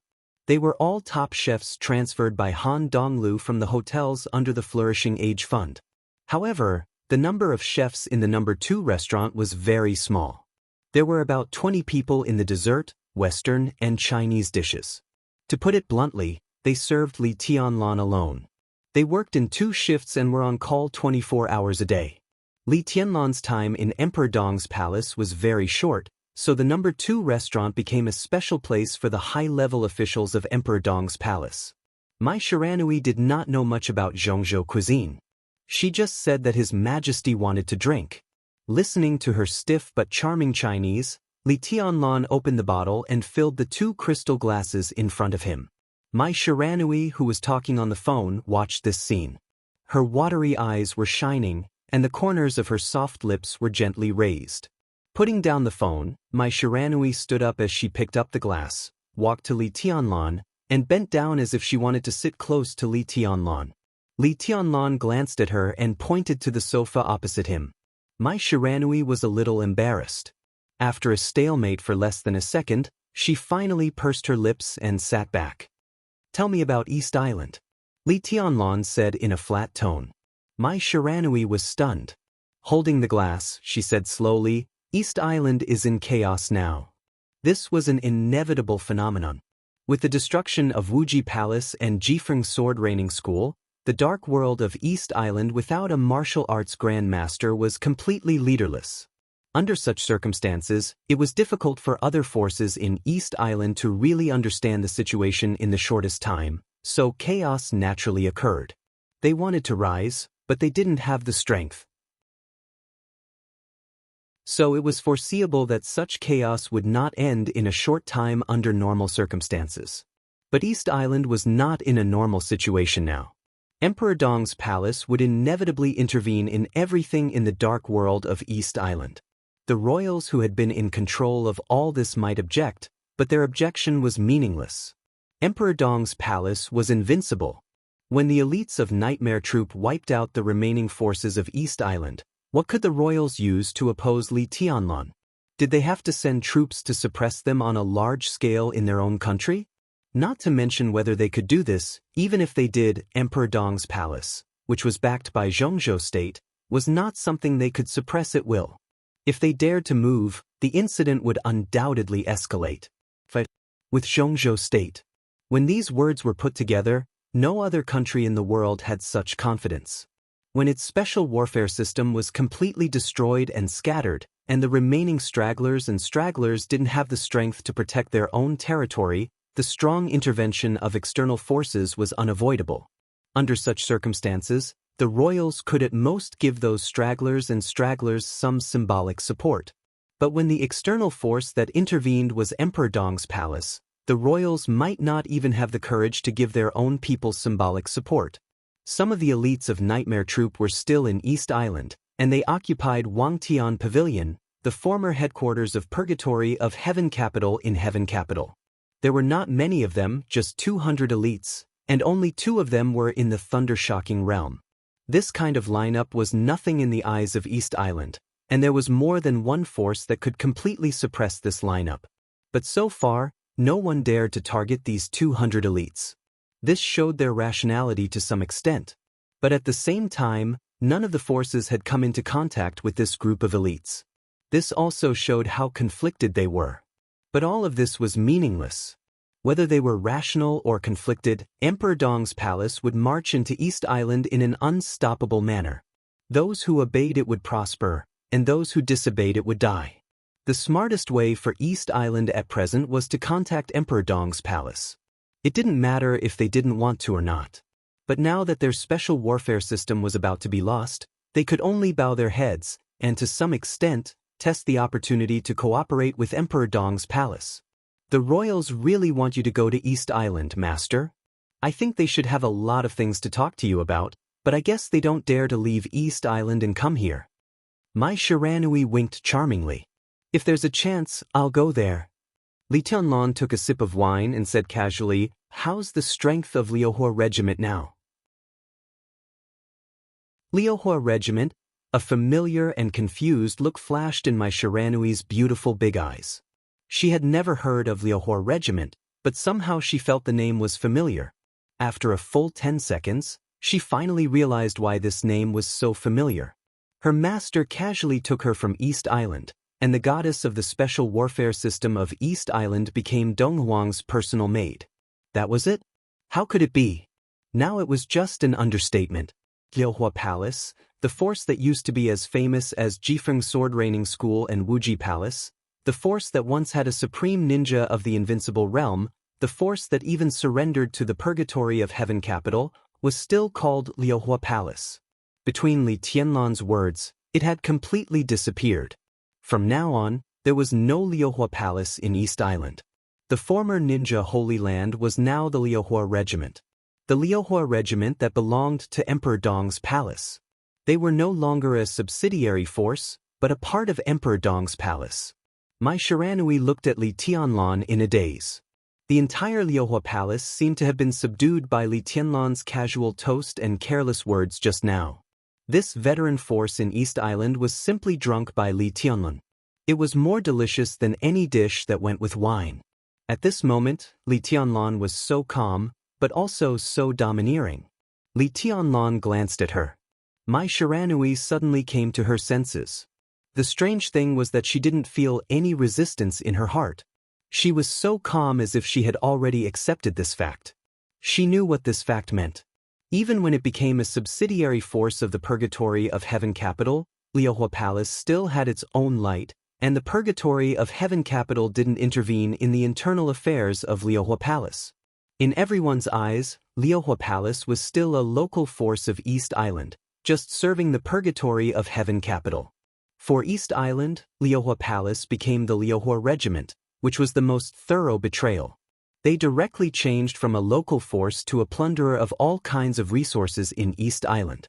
From now on, how would the special warfare system of East Island think of her? How would Liuhua Palace, no, the Liuhua Regiment, deal with themselves? Mai Shiranui was silent. She looked deeply into Li Tianlan's eyes. But let me be your woman, he? Mai Shiranui suddenly spoke. Her words were inexplicable, and her voice even sounded a little pleading. There's no difference, Li Tianlan said blandly. He took off his shoes casually, stretched out his legs, and put them on Mai Shiranui's knees. Mai Shiranui subconsciously straightened her body and hugged Li Tianlan's calf, letting Li Tianlan's feet touch her proud and tender breasts through her white blouse. She leaned forward and gently massaged his calf and feet. Li Tianlan moved his feet comfortably and said blandly, "You and the Liuhua Regiment both belong to me. This has nothing to do with whether we have sex or not. You don't have to worry about how the Liuhua Regiment and you will live in East Island in the future. Do you feel ashamed to face East Island? In fact, from the moment you surrendered to Emperor Dong's palace, you already had no choice.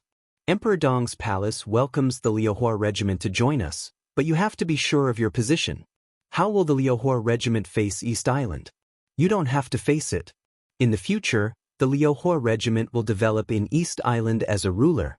When everyone has to bow down to you, how can you face it? For them, it makes no difference whether you are my maid or my woman. No matter which identity you have, you will be above them. If they don't recognize the truth, I don't mind washing them with blood again." Feeling Li Tianlan's subconscious slight strength in his feet, Mai Shiranui's body trembled slightly and her breathing quickened. She didn't know whether it was because of excitement or humiliation. She carefully massaged Li Tianlan, biting her lip tightly as she felt his natural indifference and arrogance. Li Tianlan looked at her and slightly narrowed his eyes. In the Liuhua Regiment, there are 3 experts above the peak of the thunder-shocking realm, including me.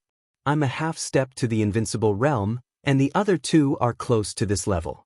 There are 3 experts of the thunder-shocking realm and 190 experts of the fire-flaming realm.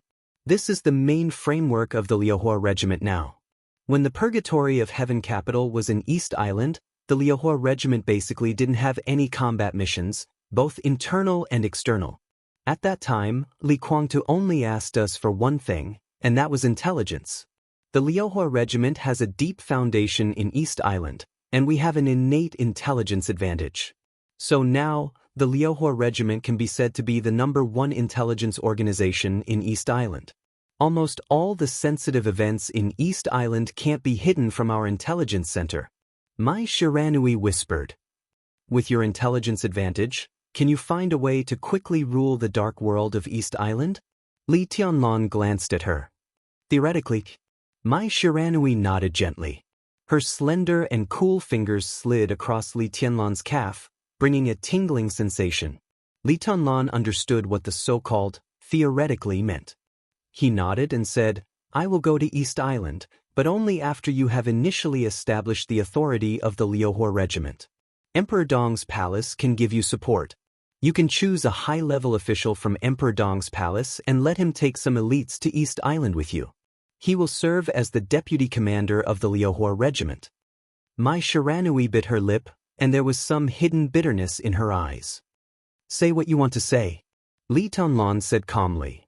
Master, I have some understanding of some things in Zhongzhou state. Mai Shiranui said with a smile. For example? Li Tianlan raised his eyebrows. For example, the more than 30 provincial speakers of Zhongzhou state. Mai Shiranui smiled elegantly and charmingly. I found that among the more than 30 speakers, some of them have very strange names. The corner of Li Tianlan's mouth twitched, and he seemed a little embarrassed. He understood what Mai Shiranui wanted to say. In some places, the names of the speaker and the governor are very strange. Mai Shiranui's eyes were misty. I don't deny their authority. It's just that in those provinces, there is usually a deputy governor or deputy speaker whose division of labor is not very clear. They can be surnamed Li, Wang, Sun, or Sun. Their names are very in line with the style of Zhongzhou state. It's very normal. Li Tianlan looked at her and said nothing. And in those places, every time something important happens, your news media will intentionally or unintentionally mention the deputy governor whose division of labor is not clear and is even somewhat like a marginal figure. Mai Shiranui blinked her big eyes and looked innocent. Master, why is that? Li Tianlan wanted to pull his foot back, but Mai Shiranui hugged him tightly. Mai Shiranui, who seemed to have completely adapted to the identity of a maid, was constantly stripping away the estrangement and distance between her and Li Tianlan. She pouted her lustrous red lips, as if she was dissatisfied and acting coquettishly. She was about to cry. Master doesn't trust me. You think too much. Li Tianlan shook his head. And it's also wrong. It has nothing to do with trust. You can choose any deputy commander of the Liuhua regiment. He will go with you to East Island, but he will only be a nominal member of the Liuhua regiment. He will not interfere in specific affairs, but will establish a new regiment that belongs to Emperor Dong's palace. He will be a nominal member of the Liuhua regiment, and then it will be easier for you to get in touch. Isn't that distrust? Mai Shiranui's eyes were still resentful. Of course not. Li Tianlan shook his head. He wanted to say something else, but he suddenly froze. He sat on the sofa in a daze, and his eyes became a little dim. Mai Shiranui looked at him carefully, feeling uneasy. She could act coquettishly, she could complain, and she could desperately close the distance between her and Li Tianlan to create a more intimate relationship. This was the embodiment of her cleverness as a woman. But she knew very well when she should show these things and when she should put them away. Li Tianlan picked up the wine glass again and silently drank up more than half of the wine in one gulp. He let out a long breath and looked up at the soft crystal chandelier on the ceiling. At this moment, Li Tianlan finally realized that he had changed unconsciously. Because he thought of Li Huaqing. He thought of Li Huaqing's fierce but strong eyes that showed a touch of fatigue and persistence when he looked at him. It's not that I don't trust you. Li Tianlan's voice became a little low. On the contrary, it's because I'm responsible for you. He opened his mouth and his voice became even lower. Balance. As a special province in Zhongzhou state that had truly achieved some kind of freedom, the provincial government compound of Beihai province could be said to be the most luxurious provincial government compound in the whole Zhongzhou state. It used to be a large park in Shenzhou city. When it was renovated for the second time after its completion, it was approved by a patriarch of the Wang family of Beihai into a provincial government compound. It was surrounded by mountains and rivers, far away from the hustle and bustle. Dozens of huge and luxurious 5-story single-family villas were dotted among the green hills and blue waters. The structure had 3 floors above the ground and 2 floors below the ground. It was equipped with elevators, private lawns, private garages, private pools, private gyms, private cinemas, bars, and there was an international golf course inside the park. It could be said to be the real holy land of celebrities in the whole of Beihai. Luxury cars came and went all day and night. It was said that the third phase expansion plan of the provincial government compound had been approved. From the southern part of the provincial government compound, they could even get a small piece of sea area that belonged to the provincial government compound. At that time, a yacht club would be built here to provide entertainment for the speaker and directors. In the past hundreds of years, Beihai had been so ostentatious in various fields. This province was unimaginably comfortable and luxurious compared to other regions of the same level. In the eyes of other regions of Zhongzhou State, it was indeed a real alien and freak. It was no wonder that Qin Fangqing and even many people before him regarded Beihai as a thorn in their side. They saw the ostentatiousness of Beihai that even they envied, but they did not see or were unwilling to admit the calmness behind the ostentatiousness. Beihai maintained a strong autonomy from top to bottom, which made Zhongzhou State extremely uncomfortable. Most of the laws of Zhongzhou State applied here, but there were also some laws and rules made by Beihai itself. There was only one dominator in Beihai, and that was Mount Dibbing. Hundreds of years of iron-like facts had proved one thing countless times. If Mount Dibbing was stable, the whole of Beihai would be stable. From the speaker, the governor, the commander of the Beihai Corps, to the deputy speaker, deputy governor, the speaker and mayor of each city, the middle and high officials of each key department, and the grassroots, Zhongzhou State had the right to make suggestions. But Mount Dibbing had the right to appoint all these people. All this seemed completely incredible today, but it also explained the glory of the Wang family of Beihai from another perspective. Beihai province's high-tech cultivation that had lasted for hundreds of years had made countless people jealous. It had also kept Beihai the core attraction for a large number of smart and capable young people in Zhongzhou State. Except for the top management, few people in Beihai were transferred to other places. But occasionally, some young and strong people from Zhongzhou State would be transferred to Beihai. Almost every transfer of a position would cause a lot of trouble. Everyone desperately wanted to work in Beihai, and a considerable part of the reason was the incredible welfare system here. Was there a speaker in Zhongzhou State with a personal net worth of billions who seemed to be above board and not afraid of being investigated? Yes, in Beihai. Was there a governor in Zhongzhou State with a personal net worth of billions who was also not afraid of investigation? Yes, also in Beihai. Was there a general in Zhongzhou State with a personal net worth of billions who was not afraid of investigation? Or in Beihai? In the latest issue of Beihai's salary adjustment, the salary of the speaker of Beihai, the governor of Beihai, and the first deputy commander of the Beihai Corps was 75 million Zhongzhou dollars. 75 million a year. The second-level director of Beihai had an annual salary of 60 million a year. Non-director deputy governor members had an annual salary of 50 million. As for the cities in Beihai, the mayor of Shenzhou got the salary of a director. The first and second leaders of other cities in key departments at the provincial level generally had an annual salary of about 30 million. The deputy positions were between 10 million and 15 million.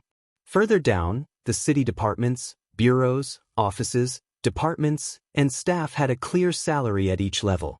3 years ago, according to the real statistics of Beihai Province, an ordinary staff member in Beihai earned 680,000 Zhongzhou dollars a year. 400,000 was the annual salary, and 280,000 was the unit bonus. Mount Dibbing paid tens of billions of salary for the administrative system of Beihai every year. This was just a salary, not some investment or starting some project. It was just a simple salary. In the completely unbelievable and even absurd salary, Beihai Province was also creating more incredible benefits for Mount Dibbing almost crazily. The administrative system of Beihai was the most streamlined in the whole Zhongzhou State. In some cities in Zhongzhou State, there were more than a dozen deputy chiefs at any time. However, the structure of only 5 deputy chiefs in each city of Beihai was unique. Everyone had a clear division of labor and clear responsibilities. Therefore, their organization was the most streamlined, but the most efficient. Sitting in their positions, whether it was a leader or a staff member, everyone was doing their best to be responsible for their own work seriously. They even wanted to broaden their work scope and get the greatest work results. The director of industry spent most of his time doing research. The director of investment promotion took his subordinates and ran around like a group of salesmen all day long.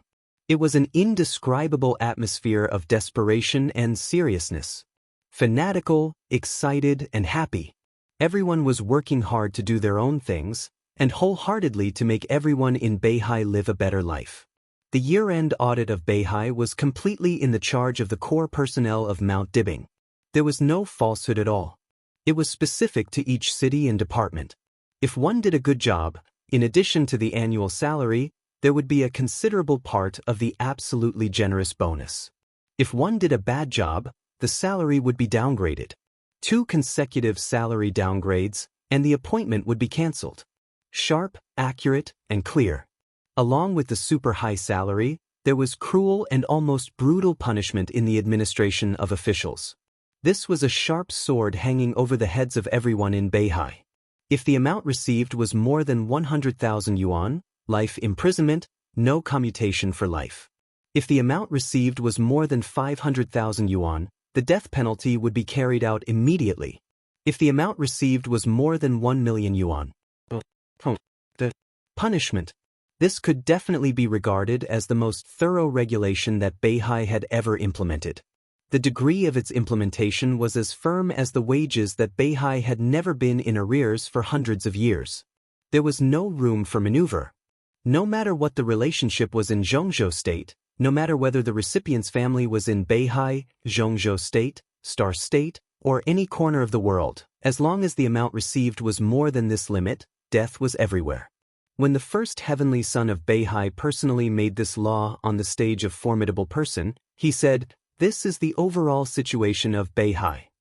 When the incredibly high salary was compared with the huge and unbearable cost of making mistakes, no matter how greedy a person was, he could completely calm down and feel the shock.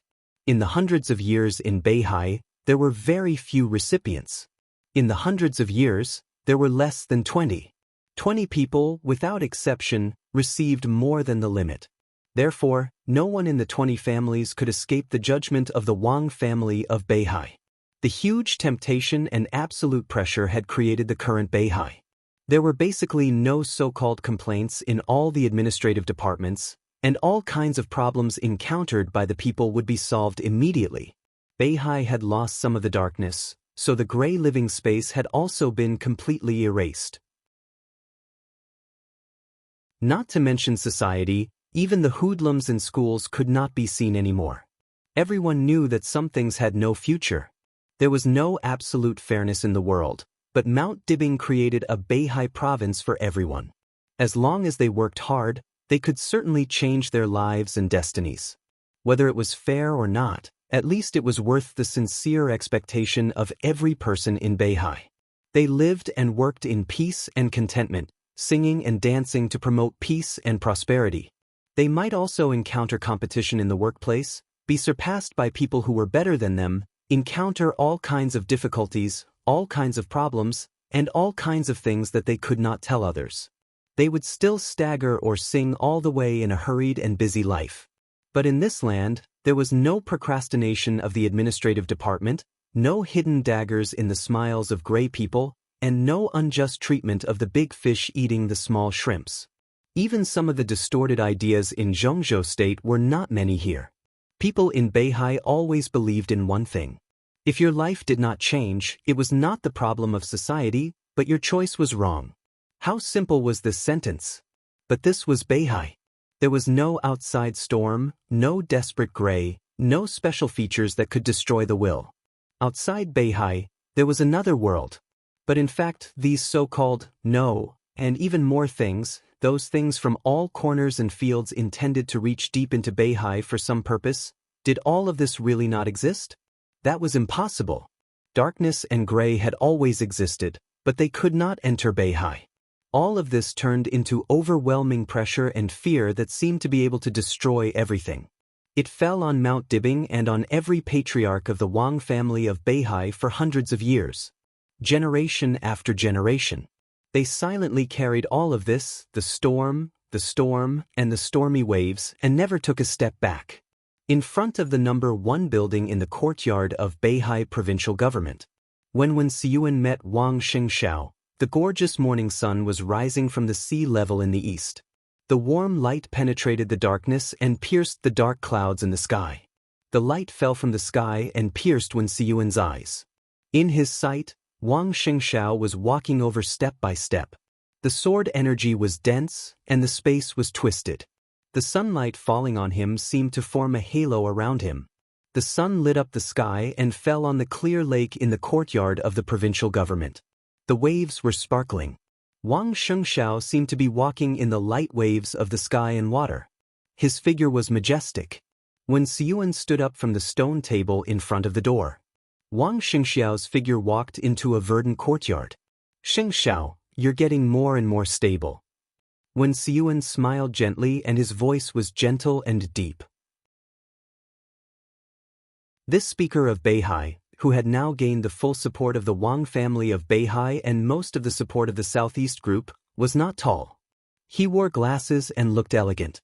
Even if he dressed casually in his own home, he stood there with an indescribable grace, confidence, and gentleness. At first glance, people would have a good impression of him and a sense of trust. "Uncle Wen, I'm sorry to disturb you." Wang Xianxiao shook hands with Wen Siyuan and joked. "Other people outside make me busy every day. Now you come to my home and make me busy every day. You're not kind." Wen Siyuan chuckled and waved his hand. "Let's go inside." "Forget it. Let's sit outside." Wang Xianxiao shook his head. He knew Wen Siyuan's habits. This man started in Yuzhou, walked out of the Ministry of Supervision, entered the cabinet, went to Huading, and finally came to Beihai from Wuya. He served as the deputy speaker of Shenzhou, the mayor, the speaker, and also the deputy speaker of Beihai. From the governor's position to the leader of the Southeast group, he liked to sit outside the yard in the morning. His biological clock was very regular. He usually got up at 5:30 a.m. For 2 hours after getting up, he never dealt with official business. Instead, he sat in the yard in front of the door in a daze, listened to music, and completely let himself go, regardless of the weather. He started eating breakfast at 7:30 a.m., got ready to go to work at 8 o'clock a.m., came back at 6 o'clock p.m., ate, watched the news, and chatted with his family. If there were no accidents, he would go to bed on time at 10 o'clock p.m. The whole of Beihai developed quietly in this routine day after day. It was stable and magnificent. Now when Siyuan invited him into the house, which was undoubtedly to accommodate him, Wang Xianxiao casually sat on the cold stone bench in winter, handed Wen Siyuan a cigarette, and said softly, "I didn't plan to visit you at this time, but there were a lot of things last night, so I had to disturb your relaxing time. I already know what's going on." Wen Siyuan nodded and looked at Wang Xianxiao with appreciation in his eyes. "The second place on the divine list. Not bad. You are still young. In another 10 years, it is hard to say who will be the first. Tianzong was not as good as you when he was young. At that time, Li Kuangde showed off his ability, just like Li Tianlan now. He suppressed Tianzong. But what happened later? It was Tianzong who topped the divine list and even entered the heavenly sun realm. The future is so long. Who can say for sure?" Wang Xianxiao smiled bitterly. Looking at the rising sun, he laughed at himself and said, The second place on the divine list, can be said to be the real shadow of my father." Without Wang Tianzong's supreme sword energy, Wang Xianxiao now had the strength of the half-step invincible realm, and there was still a long way to go before he reached the invincible realm. The second place on the divine list? He couldn't even get to the bottom of the divine list. Still the same sentence. Wen Siyuan's voice was calm. "The future is so long. Who can say for sure?" Wang Xianxiao nodded and said, "This is not the most important thing. I didn't come here to seek comfort because I lost my life in Mount Dibbing." Wen Siyuan's eyes flashed. The new ranking of the divine list had become an established fact and could not be changed. In fact, Beihai had known this result for a long time.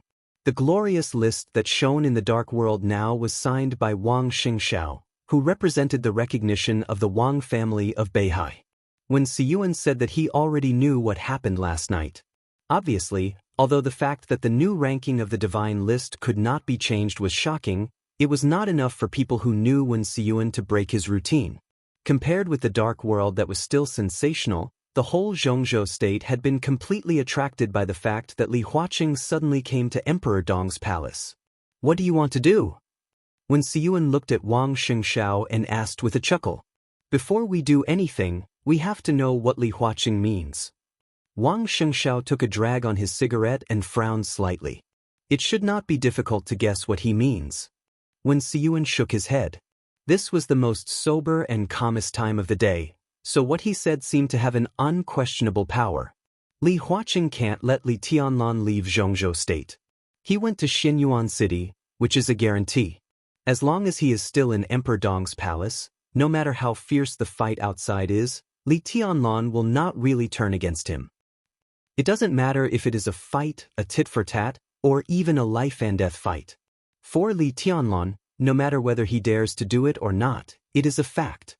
Li Huaqing in Emperor Dong's palace is equivalent to putting his life in Li Tianlan's hands. This sense of security will not even let Li Tianlan have the idea of turning against him completely.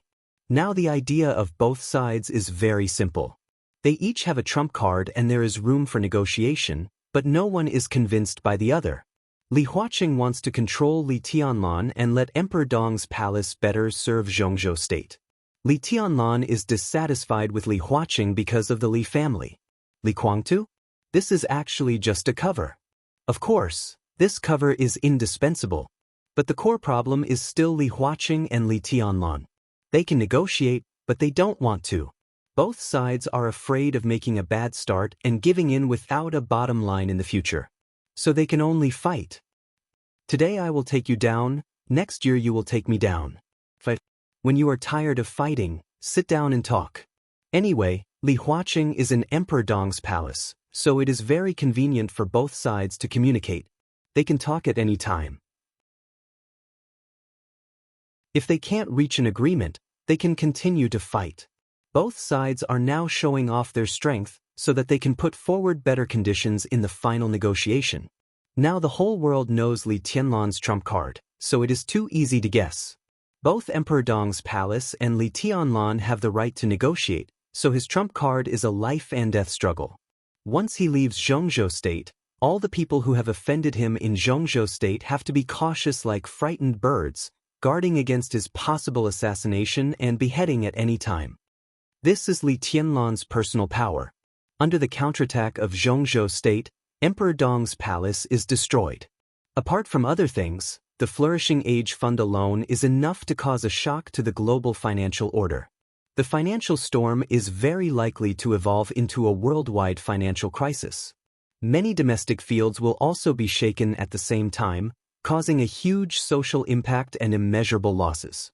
At that time, if that really happens, the huge impact is estimated to be enough to make any prime minister step down directly. And the destruction of Emperor Dong's palace also means that Zhongzhou state will lose the elite forces of Emperor Dong's palace, Sai City, half of Mount Shu, and even half of Jade Pool. Dongqing Wudi of the giant group won't let it go. The consequences will be even more unbearable. Li Huaqing, who caused all this, will be the one who caused all this. Li Huaqing, who caused all this, even the entire academics, can't bear the consequences. Li Tianlan has now grown to the extent that he is able to drag Zhongzhou state into trouble. If not, why does Li Huaqing have to be so careful? But if he wants to do this, the price is not what Li Tianlan can bear. When all this happens, Emperor Dong's palace must have been destroyed. The whole Zhongzhou state regards him as a mortal enemy. So what if Li Tianlan is invincible in the world? When Zhongzhou state wants to kill a person with all its strength, even if it is not his opponent, there are still a lot of other ways. In that case, Zhongzhou state will be very uncomfortable, and so will Li Tianlan. When Siyuan's voice paused, and then he continued, so it is unlikely that Li Tianlan will use this trump card. But anyway, this card is in his hands. Since he appeared in the sight of Zhongzhou state, the outside world has been comparing you with Li Tianlan and Gu Hanshan. Now Gu Hanshan has long been eliminated, and Jiang Shangyu has joined. Among the three of you, Li Tianlan's talent and strength are beyond doubt, but he is too radical. In terms of strength, you and Jiang Shangyu are not as good as Li Tianlan, But in terms of calmness, Li Tianlan and Jiang Shangyu are not as good as you. In terms of forbearance, you and Li Tianlan are not as good as Jiang Shangyu.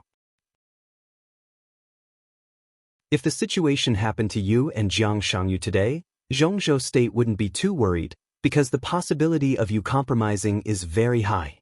As for Li Tianlan, of course, it's also possible for him to compromise, but the possibility of him directly falling out with you is also very high if he doesn't compromise. His character makes many people worry and even fear him. If Li Tianlan plays this trump card in extreme anger, I'm not surprised at all. At that time, the new group and the academics will die together, and Zhongzhou State will be in deep trouble. Wang Xianxia shrugged. That's why Li Huaqing will rush over. As long as he is there, the possibility of this happening is very low. When Siyuan said faintly, the most important thing is that Li Huaqing definitely has a trump card in his hand, and it is a decisive one. After analyzing the current situation, he thinks that as long as he plays this card at the right time, Li Tianlan will definitely compromise, and there will be no second choice. What will it be? Wang Xingxiao's eyes flickered a little. Countless people were analyzing Li Tianlan's character, but no matter how they analyzed it, one thing was certain. Li Tianlan was completely amenable to coaxing but not coercion. It was difficult for the so-called threats and oppression to make him compromise. Maybe at that time he would rather die in glory than live in disgrace. He shook his head slightly and said softly, "Anyway, it is unlikely to be a threat or anything." Then it can only be interests. When Siyuan said lightly, "What interests can move Li Tianlan the most thoroughly? Let him compromise quickly and let Li Kuangtu go, even if he will become Li Kuangtu's opponent, even if it will make the integration of the Li family become far away? How great is such a benefit that Li Huaqing is so sure that Li Tianlan will compromise?" Wang Shengxiao was silent. His thoughts were a bit chaotic, but he knew what Wen Siyuan meant. Even though he didn't know what Li Huaqing's trump card was, from these few words, he could understand that this trump card represented unimaginable benefits. It was almost unprecedented, and could even be said to be unprecedented in history. But what could it be? It can't be that Li Huaqing intends to have Qin Weibai kidnapped to threaten Li Tianlan, right? Wang Shengxiao made a joke. When Siyuan was stunned and actually began to think about this possibility. Is Qin Weibai still in Zhongzhou State? Wang Shengxiao was also stunned and said helplessly, "Uncle Wen, I'm just kidding. How is this possible? Why not?" When Siyuan looked at Wang Shengxiao deeply, his eyes flickering. If he does this, he will completely become a sworn enemy of Li Tianlan. Even if Li Tianlan will compromise, will Li Huaqing really dare to let Qin Weibai go back in the situation of a dead end? He can only bite the bullet and control her.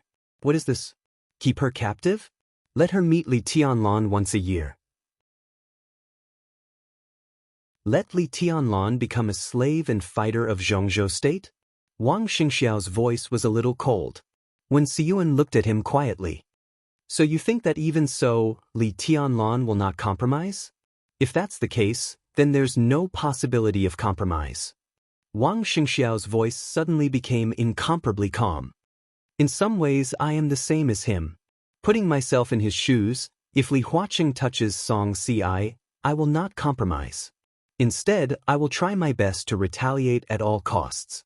So if Li Huaqing really does something stupid, then Li Tianlan will definitely go directly to Yuzhou and massacre the academics. What else can Li Huaqing do unless he is crazy and completely disregards Zhongzhou State?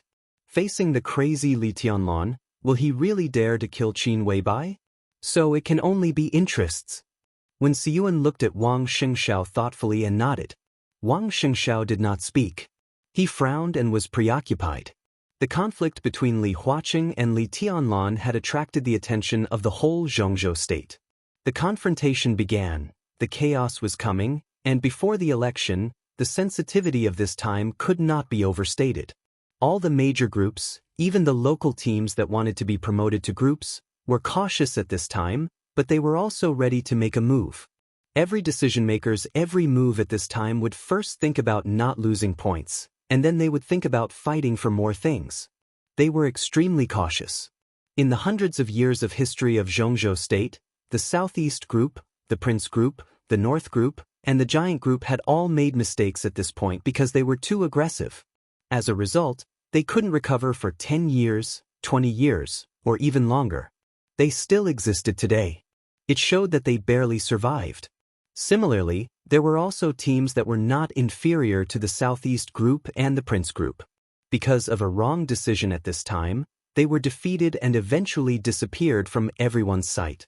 The most recent example was the North Group.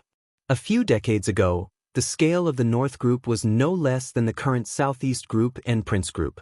It had 2 stable director positions and 5 to 7 counselors. In the North City, the Northeast region, and more than half of the Northwest region, it was powerful and influential. However, because of a single mistake in decision-making, the various groups that had been restless seized the opportunity to bite the North Group and tear it apart. During that period, the Prince Group tore a large piece of Northwest territory from the North Group. The Giant Group also directly grew stronger at that time. The academics also appeared for the first time at that time and began to use Liaodong as the foundation. After decades of operation, it developed to the present situation. The Southeast Group also made some mistakes during that period, but in the end, it also tore Longjiang province from the North Group. Correspondingly, the North Group retreated step by step, and in the end, they only managed to defend the North City. Compared to their previous grandeur, the North City's current structure of 1 director and 2 counselors was only slightly stronger than the precarious Special Warfare Group. The election was getting closer and closer. With the conflict between the new group and the academics, there would inevitably be more and more people who could not help but directly enter. Wang Xianxia also wanted to take action, but he did not dare to act rashly, so he consulted Wen Siyuan. Wen Siyuan was the flag figure that the Southeast Group fully supported after the election. In the next 10 years, the layout of the Southeast Group would be constructed by Wen Siyuan and Yi Dongxing as the directors, so his opinion was crucial. In fact, after talking with Wen Siyuan, Wang Xianxia would immediately fly to Yuzhou to meet Yi Dongxing, Ji Wenzhang, Wan Qingyun, and the counselors of the Southeast Group. He also wanted to bring Wen Siyuan's opinion to them. I think we'd better play it safe. Wen Siyuan hesitated for a long time before he slowly opened his mouth. Wang Xianxia did not speak. The door of the villa opened, and a gentle young woman in her early 30s came over with 2 cups of tea. She smiled sweetly. "Xianxia, you're here. I've prepared breakfast. It's a new invention. Try it later." Wang Xianxia smiled and called Sister Qing, nodded, and said yes. When Qing put the tea in front of the 2 of them, smiled, and turned to leave. She was Wen Siyuan's daughter and was now the deputy director of the finance department of Beihai University. She usually kept a low profile, while her husband was now one of the directors of Shenzhou City and a popular candidate for the mayor of Shenzhou City after the election. He had a good relationship with Wang Xianxia and was destined to be Wang Xianxiao's right-hand man in the future, probably similar to the relationship between Wang Tianzong and Wen Siyuan. Wang Xianxia picked up the teacup and took a sip of the hot tea, feeling a kind of warmth in the cold wind of winter in Beihai. "Play it safe," he muttered to himself. "Play it safe." Wen Siyuan nodded. "Don't act rashly. I personally think that as the conflict between the academics and the new group intensifies, some of Li Huaqing's intentions will gradually be exposed. The current situation is a little dangerous. No one knows what kind of trump card Li Huaqing is hiding. We don't need to worry before we get the clues."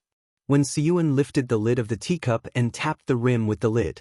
In the clear sound of the collision, he continued to say, "Of course, playing it safe doesn't mean that we don't move. Soon, there should be a clear signal between the academy and the new group. When everyone's attention is attracted, we should find a suitable opportunity to do something of our own." Wang Xianxiao's pupils suddenly contracted, and light gathered. When Siyuan looked into his eyes, moved the corner of his mouth, and said faintly, "What do you think about Wu Yue's problem?" Wang Xianxiao lowered his eyelids and said nothing. Wu Yue. Wang Qinglei. This had already become a problem that the Southeast Group and the Wang family of Beihai had to pay attention to. Wang Qinglei had become more and more active in Zhongzhou State in the past 2 years. Whether he attended various activities or made discoveries on various occasions, Everyone could clearly feel that he had drifted away from the Southeast group and was heading in the opposite direction. Instead, he was getting closer to the Prince group. Wang Qinglei was a senior counselor. With his qualifications, if he didn't betray, the Southeast group was ready to push him and Wen Xiyuan to be directors of Zhongzhou State. 5 years later, Wang Qinglei was also a suitable candidate to compete for the position of president in the eyes of the Southeast group. Perhaps it was the long-term oppression under the shadow of Wang Tianzong, or he felt that it was unlikely for him to sit in that position in the Southeast group, or he could no longer control his ambition. In the days when he was fully fledged, his remarks made his position more and more subtle. In the end, when Wang Tianzong completely fell, he betrayed the Wang family of Beihai. What made the Southeast group more sleepless at night was that Wang Qinglei was now the chairman of Wuxia. Wang Qinglei was very influential in the Southeast group, but after all, this was a blatant betrayal.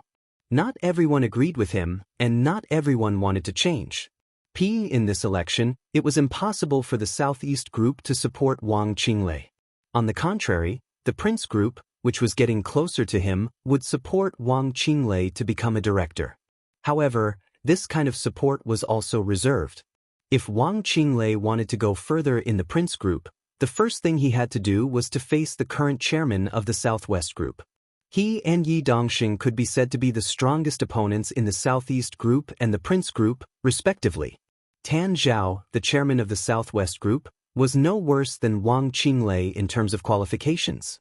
Compared with Wang Qinglei, who joined the Prince group halfway, Tan Zhao's position in the group was obviously more deep-rooted. His existence affected many circles inside the Southwest group, big and small.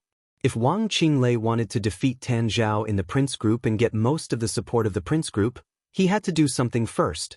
Simply put, the Prince group needed Wang Qinglei's proof of loyalty, or in other words, a sufficient expression.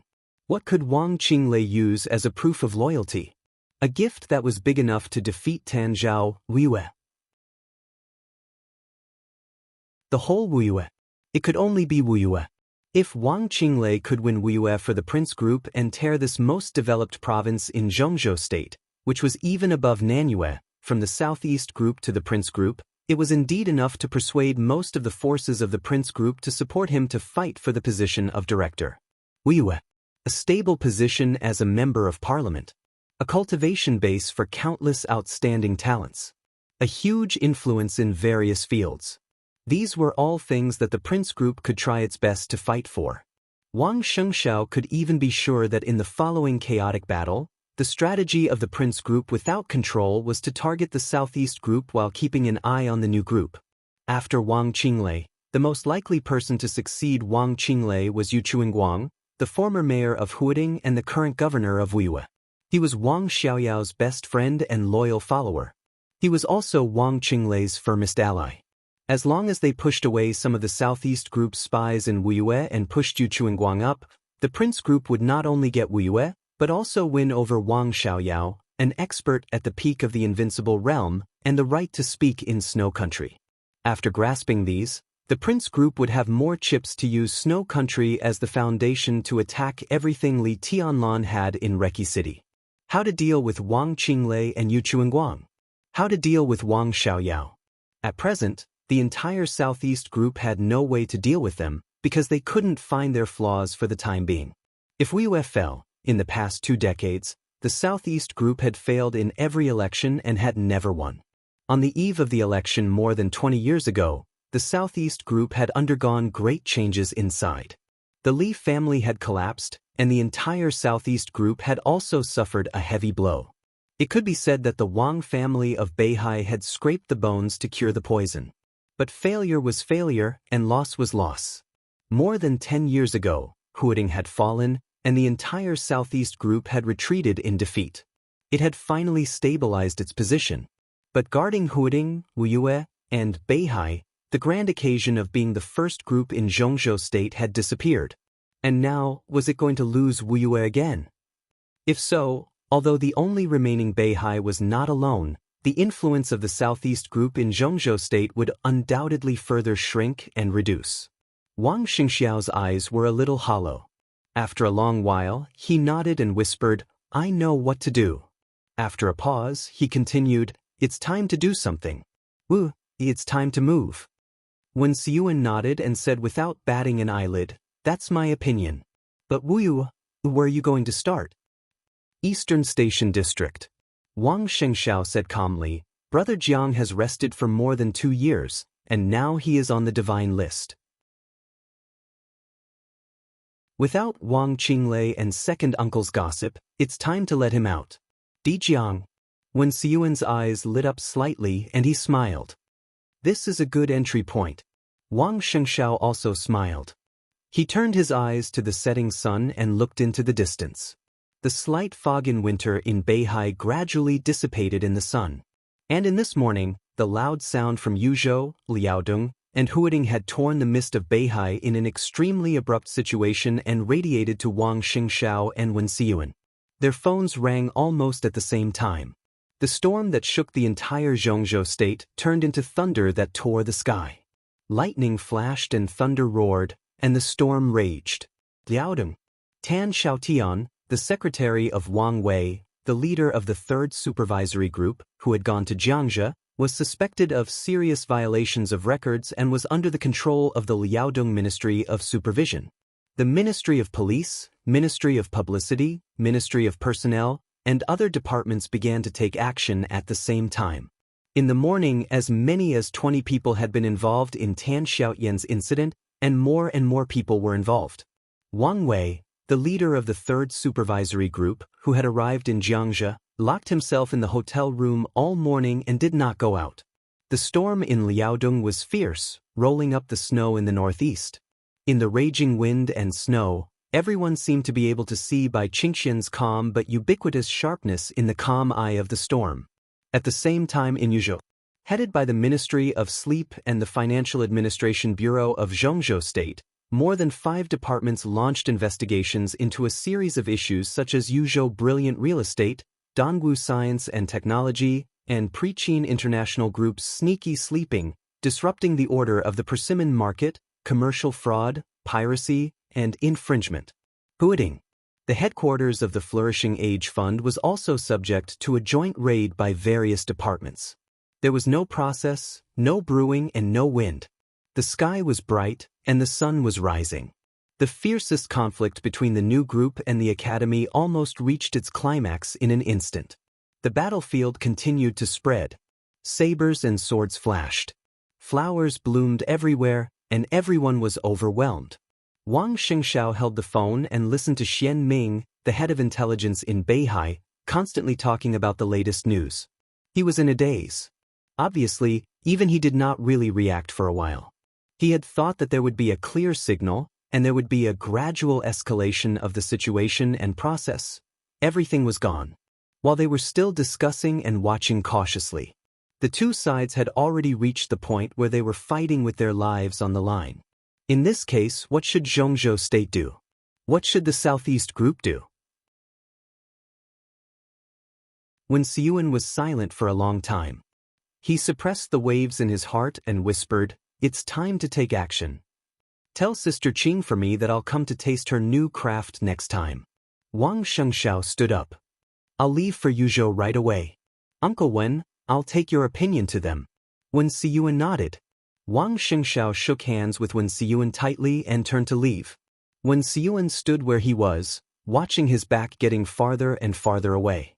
Zhongzhou State was stormy. The patriarch of the Wang family of Beihai, who set off from Beihai, was full of sunshine at this time. You're tuning in to the Wang Lin's Journey YouTube channel. Don't forget to subscribe and join us on this journey to catch the most captivating stories.